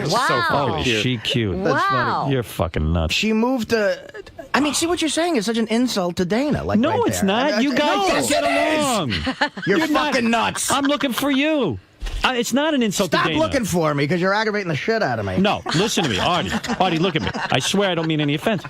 You guys you're telling me every day you come in here, you guys are fighting on the fucking phone. I'll guarantee you one thing, Artie. Yeah. That a picture of you and Dana wouldn't look like that. Yes, it would. Dana would have this worried look. I have 5 of them from the other night. That look just as good. She doesn't look just as good. As innocent and hopeful as that. And I'm telling you, it's me. It's not the woman, it's me. Within months, this broad will have a bunch of shit she'll complain about, too. So you should never. Broads do is complain about shit. So you should never go out with any girl again. Maybe you're right, guy. You're very negative about yourself. I don't like to hear this. You just came off a big night at Carnegie Hall. Now you're back in the I was slums. going to say, how could Artie be negative? I'd love to marry Carnegie Hall. What are you eating? Stay there. Cookies. That's what he's eating. You know what's funny about that picture, Famous Howard? Amos, number 146. Marry Famous Amos. You know what's funny about that picture? I don't do interracial. You know how people send us photoshops of Artie? When Artie was 260, that was the Photoshop picture that they sent. You know what I mean? I'll be quiet. Leave Artie alone. Not McConaughey. All right, so McConaughey. Well, so let me tell you about the date. Well, first of all, like I said, she's from Iowa, and she moved to St. Louis. She really is she's a sweetheart. She's wonderful. Nice girl. But she bought this new dress for the date, which is a very conservative dress, and she really looked cute. You know, I mean, she looked like that's like she looks like a chick nice. unaffected by New York, and I bought her a new dress for the date, and it was funny. Like during the date, I drove her home with Isaac and the crew in the back seat. And we were behind a garbage truck, and she said, she wanted to jokingly yell at the guy to move, and I said, don't do that because of the mob. And she goes, what are you talking about? She didn't know the garbage is run by the mob. I thought that was the cutest thing ever. She goes, the mob runs garbage? See, I'm like, she knows nothing. She goes, why would they want that business? I'm like, you could teach her a lot. well, anyway, but we had drinks at my place. Oh, it was a nice. Yeah, but you brought it to the Artie's lair. She came over. Yeah, I didn't feel like going out. Oh my goodness, the laziness is starting already. So so now she knows where you live. Yeah, I mean, I don't think she's gonna No, but that's great. That's in your apartment. Then now she can come visit you. That's in my apartment. Yeah, that's the terrace. She can come visit you. Smart. That's a stern move if I ever heard one. Well, yeah. Let me show you where I live, just in case you want to come over. Come to my. It was more lair. like, let me show you where I live because I don't feel like going where you live. So you're having drinks. What does she drink? We had it's funny. I asked her what she wanted. I had some wine and a bunch of booze, and she said, "I'll just take a." She actually drank a Heineken out of the bottle. And I had a Heineken, and it was a nice enough night to sit on my little terrace there. But the whole time, Isaac and the other guy. I mean, it's like right. You got the whole crew. You're doing there. retakes of shit, right? Which is just. But that's a good icebreaker for you. Oh yeah, it's wonderful. No, come on, you got to admit it was the most annoying thing. It ever. was. Yeah. Yeah, but Where don't was you Dana? think it's kind of an aphrodisiac for the girl to see? Oh, this powerful man. Even his dates are filmed. He's got a camera crew. I wish I had a camera crew at every date.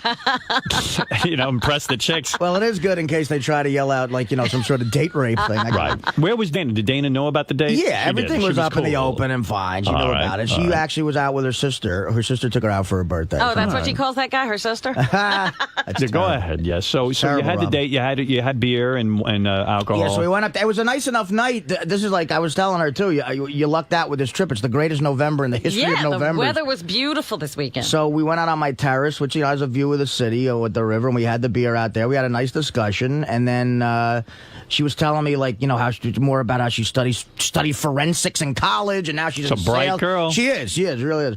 And we had a lot of fun talking, and then we went down to actually a restaurant where you Robin took her to went. Wayne Manor. Your home. Lua. Remember that place, Rob? Yeah, very nice restaurant. Beautiful restaurant on the Hudson River. Yeah. And I thank God my buddy owns it because we had to come in with like a fucking crew. I love romance. And he gave us a table all the way in the corner where we could set up the camera. And then we had this place, Lua in Hoboken. It's on Sinatra Drive. It is, actually. Doug described the meal to me. Do yourself a favor. I got the pork shank, which is extraordinary. She had raviolis. I was teaching her about Gindaloon shit. It was fun. Oh, this is from Isaac. At dinner, Artie ate a good amount of food. They both started off with a big bowl of lobster bisque. Then they shared appetizers, shrimp skewers, quesadillas, and a tuna dish. I thought they were were done after eating the appetizers because the bis combined with the appetizers was a lot of food. It was. Then Artie's entree arrived at the table. It was unlike anything I'd ever seen. It was a giant roast pork shank. You know what it looked like when Fred Flintstone gets the giant rib in the beginning of the Flintstones? He throws it on the back and it tips the car. That's what it looked like. It looked like something you see at the king's table in the Middle Ages. It was a huge piece of roasted pig on a bone over a bed of rice. Fantastic. They let a pig over to the table. I asked the owner how much food it was. He said it was over 2 pounds with the bone. Wow. We, of course, have a full Howard TV special of Artie's date. Stephanie ordered a ravioli dish. For dessert, they shared... Listen to the amount of... Oh, here they are. There they are eating. Look at Artie. Look at Artie. Tearing off that meat off the Look at that shrimp. Man, no wonder she's in love with you. Look at you. I look like a bear. You got to see this. I look like a bear. Yeah, look. Oh. Yeah, they say they're bears in Jersey. And then I stole one of her raviolis. Let me hear. Let's see. Artie, what's that you're scooping onto your plate? That's guacamole with the quesadilla. Oh, my goodness. After your big lamb shank? This place is like a... Look at the size of that. That's a lamb shank. Holy shit. No, that's a pork shank. Pork shank. It looks like a ham. Dude, the other half of that was the sandwiches during the Giant game, by the way. Dude, let me ask you a question. When you eat that much food, I enjoy don't you myself. get super gassy? Like, it's hard to be on the date because you got to shit and fart and everything? Not immediately on the date. I mean, the next day is going to be rough, but... Oh, hey, and also, while I'm all over the place, I do want to clear something up. I went to see Artie at Carnegie Hall. Right. I went out to dinner beforehand, before Artie's show. I was with Ross and Melissa. Mm-hmm. So at, I don't know, I made sure to pee before I left, you know? Yeah. So I get to the show, and I say to the guy, I'm just nervous because I don't know how long the show's going to be. And I figure, well, maybe I'll pee again. So Ross and I, we say, is there a bathroom? We walk in, and it's the public bathroom. It's where everyone goes from the audience. I take one step in, I say, oh, my God, the whole audience is here. Everyone's screaming my name. This is at Carnegie Hall. Yeah. Right. Everyone's no, it's fine. Everyone's screaming my name in it. So I go up. I was going to walk in a stall and pee. Within 2 seconds, some guy was shitting in there. It was so bad. It was wafting. So I just turn around and leave. That was me, by the way. And Ross and I leave, and some guy yells out, "Hey, Howard, you're the one who fucking stunk up this place or what?" Next thing I know, 2 people now are going around writing us emails saying that I took a shit at Artie's Carnegie Hall. If you walk into a bathroom and it stinks, it's your shit. It's my problem. So that's so funny. Now I find myself defending myself. No, I wasn't. First of all, I'd rather die than shit in a public bathroom, especially around all my fans. Don't you think the entire audience knows that? Yeah. I mean, you would never. Well, I just was accused by 2 people because you never smelled whatever came out of this guy's ass is definitely illegal in this country. I like to know that my fans are relaxed enough to shit at the concert. Oh my God, there was such shitting going on before your concert. That's great. Incredible. Howard, do you want to... What about when you eat a pork shank like that and appetizers and lobster? Let me ask one thing. Have you ever heard of bite size? No. I like that play Gemini. Take human bite. I can tell you didn't care about impressing this chick. It's like you're using your fingers and you're in there and the shank. That's every date in the history of my... That's me at the prom. You want video of that? He stuck the entire bone in his mouth and pulled it out with no meat. That's how you eat. Would you eat that much on a real first date, or would you be on good behavior? I've eaten that much on other first dates. Absolutely. Yeah. Howard, what the fuck? Why hide it? Yeah. Why give false advertising? I respect that. I can't stand heavy people who don't eat in front of anyone. Well, the appetizers too were so big that I didn't actually finish the whole thing. I took it home and I did. I made sandwiches during the Giant Well, yeah. It says here Artie couldn't finish all of his pork, although it looked like in that thing he did. So he took it home. He also took Stephanie's leftovers home with him. Yeah. She didn't want the ravioli, so I just throw it all in there. Yeah. Artie drank only 1 beer the whole night. A fan came over to the table and bought Artie a whiskey and water, but Artie took 1 courtesy sip and didn't touch the rest of the drink. Oh, nice. A lot of Artie's stories on a date revolve around food. He talked about White Castle, a BLT he ate in St. Louis, Lombardi's Pizza in New York, and how his mom makes great sandwiches. All his experiences are food. Let me ask you, on a real first date, would you make a doggy bag and take it home? No, me neither. No. Oh, what the fuck? I mean, I don't know. When Artie drove Stephanie back into the city, he was pointing out landmarks along the trip, but they were all restaurants. He pointed out Magnolia...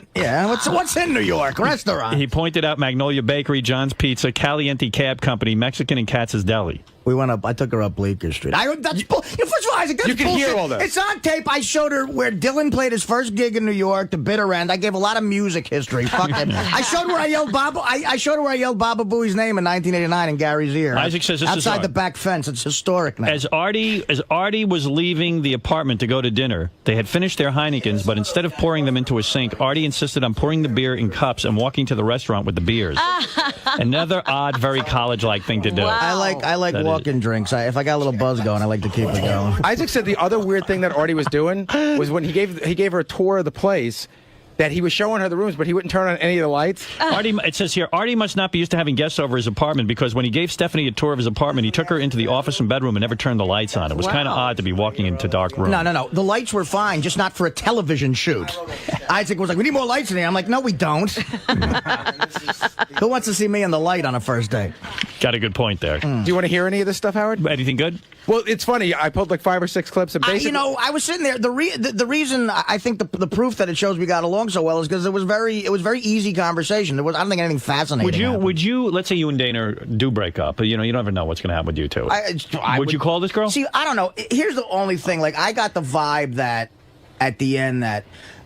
I don't know. I mean, you know, it's funny. Like, if I was single and I made some sort of physical move, I don't know if you would have been too responsive. You know, we should actually have her on the phone to find out. That's what I thought you were going to do. You should have called her. I'm waiting for Artie to... I hear she's in the hospital. I'm waiting for Artie to double on back in about 2 months and go, Gary, give me the number of number 2 who wanted me to put my cock in. Here's the thing. Here's the thing. Like, if I could see a scenario, Dana will dump me. I'll call this chick in a month. She'll go, no, I just wanted to get on the show. Fuck off. No, you see, I'll end up on a bridge with a bottle of Xanax. I didn't get that vibe from this chick. Well, she was... Look, we're joking around. She was very sweet, adorable, so much fun to talk to. She's only 23, but it didn't feel like talking to a younger person. She was very mature, smart, had a Trust me, with that body, she was very mature. She had a great sense of humor, and she looked very nice in her dress. Was there any physical contact? Did she touch you at all? We hugged at the end of the night and kissed on the cheek. She didn't jerk you off? Yeah, no, Isaac did. Yeah. She was naive about it. She's not dumb. She's very smart and savvy and kind of hip, but she was naive in New York in a very cute way. I found that. That'll get old refreshing. quick. Yeah. That's refreshing. Believe me. Yes, go ahead. Go to Gary preview page 2. So I pulled like 6 clips, but the theme of the date, the date's very uneventful, except for the fact that all of Artie's conversation does revolve around food. All right, here's Artie talking about devil dogs and White Castle. This is in his apartment. All right. You always talk about devil dogs, and I've never heard of one. I can't believe you never heard of a devil. Maybe it's just an East Coast thing, but I grew up... I couldn't imagine a world without devil dogs. Or Tasty Cakes, I've never heard That's of. a Philadelphia company, so maybe that's just the East Coast. I know they're based in Philly, but I'm almost positive. That's funny, like, you have White Castle in St. Louis. I'll tell you a story. When I was a kid, I would always eat the White Castles and look at the side of the box, and it said every city it was in. So I'm doing stand-up years ago, a midnight show at the Funny Bone in St. Louis, and I'm on stage. It's like 1 a.m. and I'm starving. I can't even think about my shit jokes. I'm just thinking about how the fuck am I going to eat, because it's not New York. Nothing's open. Oh, yeah. So I remember as a kid on the side of the White Castle box, it said St. Louis. And I went, hey, is there a White Castle here? And the place you would have thought I was like Springsteen going into Born to Run. They went, White Castle. And I said, can anybody give me a ride? And these 4 guys in the front row gave me a ride to White Castle. You just went with some bands? Yeah, I do that a lot. That girl had to be impressed. Wow, Artie went to St. Louis and was at White Castle. It was great. What is it, guys? Artie's just about to give the menu what he had at White Castle. Oh. We went and I got like 10 double cheeseburgers and a shake, and I fell asleep in my hotel room. The Adams Mark in downtown St. Louis with cheeseburgers on my chest. That's how I woke up. Hot. That's got to turn a girl on. What a picture. Just being up front, honey. Go ahead, Isaac. She really liked Artie. I mean, she said in a couple of years she's thinking about moving to New York. Is that right? Yeah. She said less than that. She loves New York City and wants to move. So he's insane, right? I mean, she liked him. Howard, what is insane about me? I have a girlfriend. No. What is You're insane that you think that the girl... No, forget that. I'm not talking about that shit. You have such a bad fucking self-image. I do, but not enough to where I would not call her. If I was single, I would totally give it a shot. Right. Yeah. I'm just saying, you know. So she's going to wait a couple of years. Artie won't be alive in a couple of years. Exactly. She's got to move to New York now. That's the other thing I told her. I said, you're 23. I said, think about it. I'm 39. I said, do you really want to be changing my diapers in 10 years? She loves New York, and she really likes Artie. Now, what's the Well, second? it sounded like she knew all about you. All right, here's Artie talking about how he... God, I hate hearing a playback of one of my dates. This is a nightmare. What is this, where Artie takes food home? Yeah, this is where he wraps up his stuff, her stuff. There's a great moment here. It's more visual. But they're wrapping the stuff up, and they say, is it okay to take her plate? And before they take it away, Artie goes, give me one of those. He takes a ravioli off and eats it. You know what it was like? Remember the dinner date in Beer League? We had a thing where the guy brings out 2 entrees, and they were both for me. And we thought that was a joke, and I'm listening to this. That's exactly what I do. By the way, pictures of Artie's date are on howardstern.com, so if you want. But here he is. Here's Artie making sure to take home food. This time, I'll take this home if I want to be really obnoxious. I would take take it home? Just a bunch of bread. It's like sandwiches for the Giant game tomorrow. Yeah. A good rye bread with it? Like, Yeah, that'd be great. all right, you talked me into it. Yeah, you gotta take it home. Hey, Jace, could you actually wrap this up for me to go? And I think, well, she's not done yet, but yeah, I'll take I'm done. You sure? Wait, I'm going to steal one more. I love it. Just, yeah, you could throw all of it on. You want this too? No, you have it.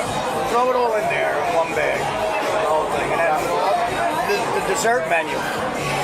Sounds good. You took home bread so you could make sandwiches for the Giant game? No. What happened was I would get the rye bread at the bakery myself. I didn't take the bread home, but she had about 3 raviolis left. And when she said she was done, I said, I think I'll grab one more.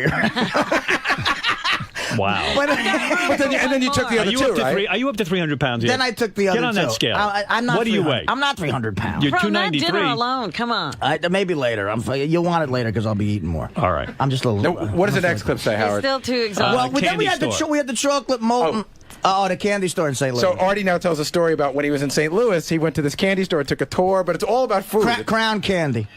A few years ago, I announced on the show, I was watching the Food Network, and I saw some candy shop that makes homemade chocolate shakes in East St. Louis with Crown Candy Kitchen. Yeah, Crown Candy. Okay, so I see a whole special on that, right? Yes. And I noticed that 3 weeks later I had a gig in St. Louis, so on the air I said, man, I was watching the Food Network and I saw this Crown Candy place in St. Louis and I can't wait to go to try it out.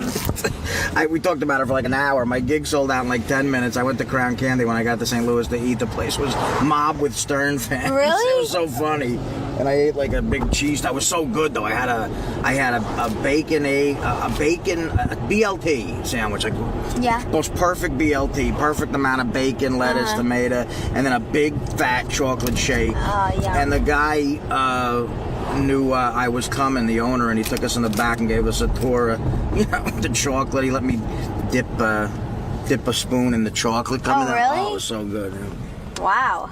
You talk about candy, how Jeff the Vomit Guy talks about vomit. I mean, you were just in love with it. We all have our fetishes. What am I, the crazy one? The chocolate, make your own chocolate. I like chocolate. Wow, boy, this is some date.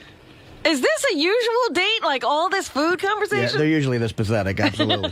This is bullshit. This is pulling the fucking... We pulled about a lot of shit. Okay, so this is great. So Artie's in the car now. He's driving her back, and he may have pointed out other landmarks, but this is what I heard. All right. Now we're Magnolia Bakeries around here. Ooh, I love the cupcakes. Yeah, where we just passed it. And oh no, there it is. That's it. It's always a fucking line, no matter what time. That's a good pizzeria right there. Yeah, that's good. Did you ever hear John's Pizza? Did you ever hear people talk about that? There's like a few of them there. That first one, I think it might That's the be one you still... said to go to, right? No, that was the one I was talking about was Uptown. But the restaurant is Frank's. Remember I said, Frank's. Don't forget that, 2nd and 5th, Frank's. Oh, yeah. And then here's Artie finally capping off the night with Katz's Deli. That's a good one. Wow. Katz's is a legendary Jewish deli in New York. I was telling Steph, she's always thinking about new places to eat in New York. Go absorb all the booze at the end of the night with a pastrami from Katz's. I love pastrami. It's unbelievable pastrami. So check that out. That's a new place you could try. If she had said to you right then and there, let's go get a pastrami, could you have done it? At that point, I don't know. It might have been. That would have been rough. Katz's is good enough to wear, maybe, yeah. Well, there you go. There's a lot of people who want to... I mean, I am running late here. I do have to take a break, but a lot of people do want to comment on Artie's date, and let's hear what they have to say. Eric the Midget, you're on the air. Go ahead. Hey, Artie. I heard a few minutes ago Robin make a comment about your pork shank coming to the table. She said that how they let that pig at the table. Well, they let you there. You're a pig. Eric, nice. Oh, wow. Eric's been trying out some roasting jokes. All right, Eric, thank you. Way to put down Artie, man. You're really on fire today. You're killing me. Yeah. I mean, stop it. I'm going to cry. All right, let's go to Ken. Ken, you're on the air. Hey, now. How you doing, Howard? Hey, now. You know what? I was on the howardstern.com. Man, Artie's date is hot. Yeah, she's a very hot girl. Very nice girl. Mexican and Irish. Very nice combination. And by the way, I like Dana very, very much. You know I do. I love her. So I don't think you like anyone but yourself, but go ahead. You might be right about that. Marianne from Brooklyn, go ahead. You know what? You're right. Oh, my God, Howard, this is sickening. In a couple of years, Artie will be telling us, we told you so. Artie, this thing with you and Dana's got to stop. Either get shit or get off the pot, Artie. I'm sick of hearing it. I just can't take it anymore. The girl was so nice. I saw a dial a date. You didn't even give her a chance. You're talking about food and restaurants. How boring. You think a man like you would be a little more creative on a date? Shut the fuck up! Siobhan, oh, my God, shut up! Siobhan, you're on the air. Go ahead.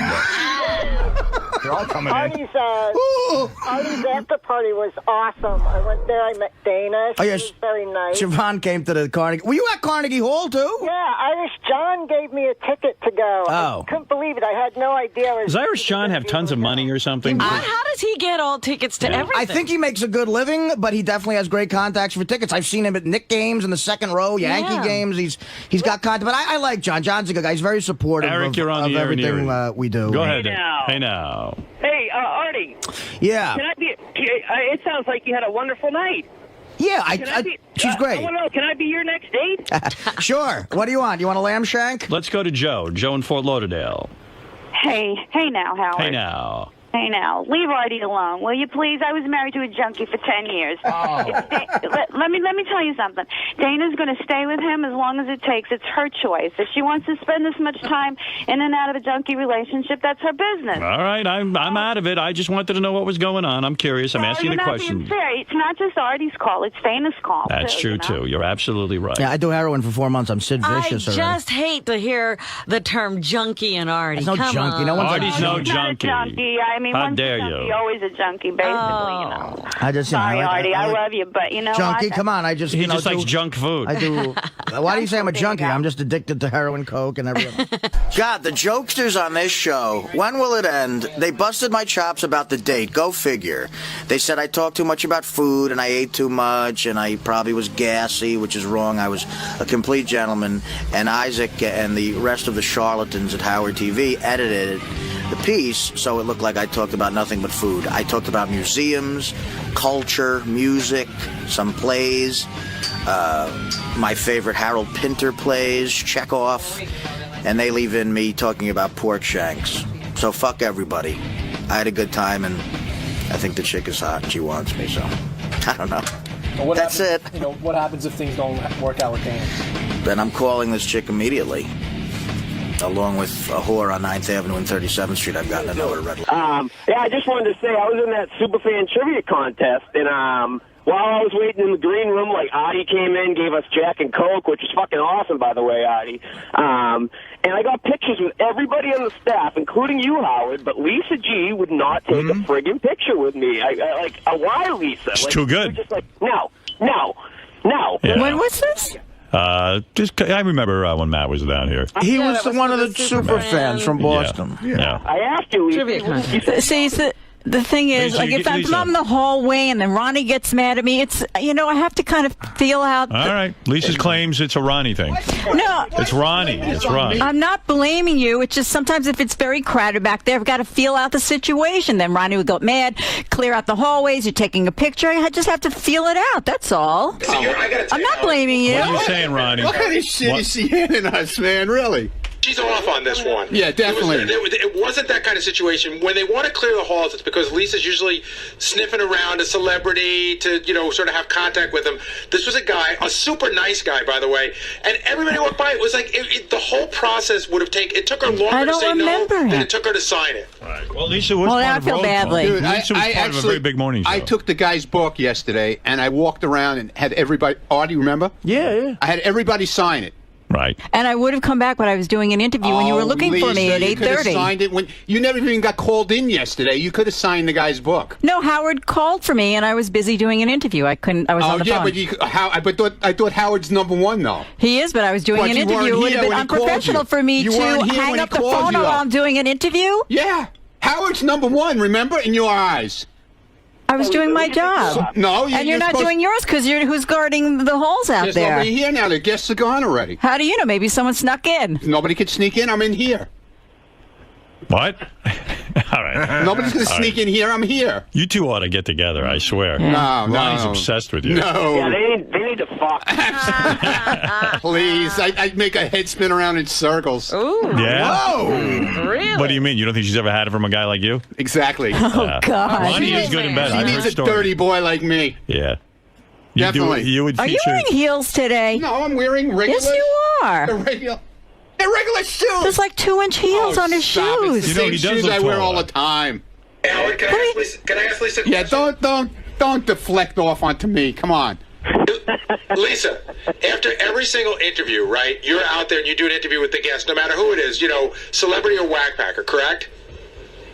What? I'm out where? In the hall. When the person comes out, you're there to interview them, right? Yeah. How come you weren't out there for that guy yesterday that wanted you to sign his book? I just told you I was doing a phone interview, and you guys were calling me, and I couldn't leave. I was in the middle of an interview. Howard was calling you, and I wouldn't have not done the one. Lisa, the interview was later in the morning. We wanted to talk to her. It was way later. Yeah, way later. Actually, we saw you out in the lobby when we were leaving. Remember, Howard? Yeah. I was doing another interview. Yeah, okay, yeah. She's That was You're Kristen. too high and mighty. You're too high and mighty, Lisa. Yes, that's right. You're right. So you got to come down to the level of people. I know you were part of the Dr. Dre and Love I the know. Morning I Show. will. And, Starting tomorrow. I'd love to be part of that 720 rap. Yeah, you have a thing for Lisa, Ronnie. Yeah, You're man. I'm telling you, I'm going to make a head spin. By the way, you look extraordinarily good today, Lisa. I Thank don't know you. what you're doing, but you Red look good. is her color. Red's your Thank color. you. Wear red every day, and Ronnie will be all worked up. Yeah, I'm all worked up, man. Yeah, it is true. If you ever slept with Ronnie, he'd rock your universe. I've heard Really? stories about Ronnie as a lover. Really? Yeah, Ronnie knows tricks. Well, who would Tell her. tell you? He's Tell the her. vagina Ronnie told Don't me. worry about it. Don't worry about it. He's a vagina whisperer. Don't worry about it. Are you a vagina Wow, look whisperer? at she's blushing, man. He is. Wow. Well, who would tell you? I mean, who would? I know people. He knows friends of mine. Yeah. Ronnie. I'm seriously. Ronnie is a player. I'm not kidding you. I Like wouldn't have- Tiger Woods? No, but I wouldn't be past Tiger Woods. Really? Tiger Woods is an amateur compared to Ronnie. You sexed? He doesn't need to. I'm a Scorpio, baby. has Just sex. remember that. You I'm a sexed, Scorpio right? too. Yeah, look out. Oh. You're in You deep, sexed, you're in right? deep shit. You sexed the text messaging. You sexing? What's that? You sexed. Oh, yeah, definitely. Right. Without a doubt. Sorry. What? Let Ronnie give Ronnie permission to sext you. You will be turned on. Hey, Lisa. Lisa. Yeah. When's the last time you've had sex or even made out with a guy? I'd love to know that, too. Oh. What? Give us an ETA. We all at the Stern Show would love to know that. The Has it back been office is over a year smoking for you? over that. Yeah, I'd say. Wow. Yeah. That's gotta I'd be say frustrating. I'd say it's way more than a year. No. That's shocking. You're a cute girl. Thank you. It's hard to meet people. Yeah. Like you always say, You know Ronnie. You got me right here, baby. You know, Come on. maybe I got to start looking at him Have differently. you been with a man since you've been at Sirius? I've dated, yes. Dated. But you haven't really even kissed a guy since Sirius. Oh, come on, Howard. Oh, you have. Okay. Yeah. All right. You believe that, Ronnie? Yeah, I believe she kissed the guy. Oh, shit. I don't know why he cares. It's so funny. I do. Everybody cares. They all want to know. The whole audience wants to know. You think she's had sex since we've been at Sirius? No. Negative. Wow. Is that true? Mm-mm. Oh, okay. All right. That's good. All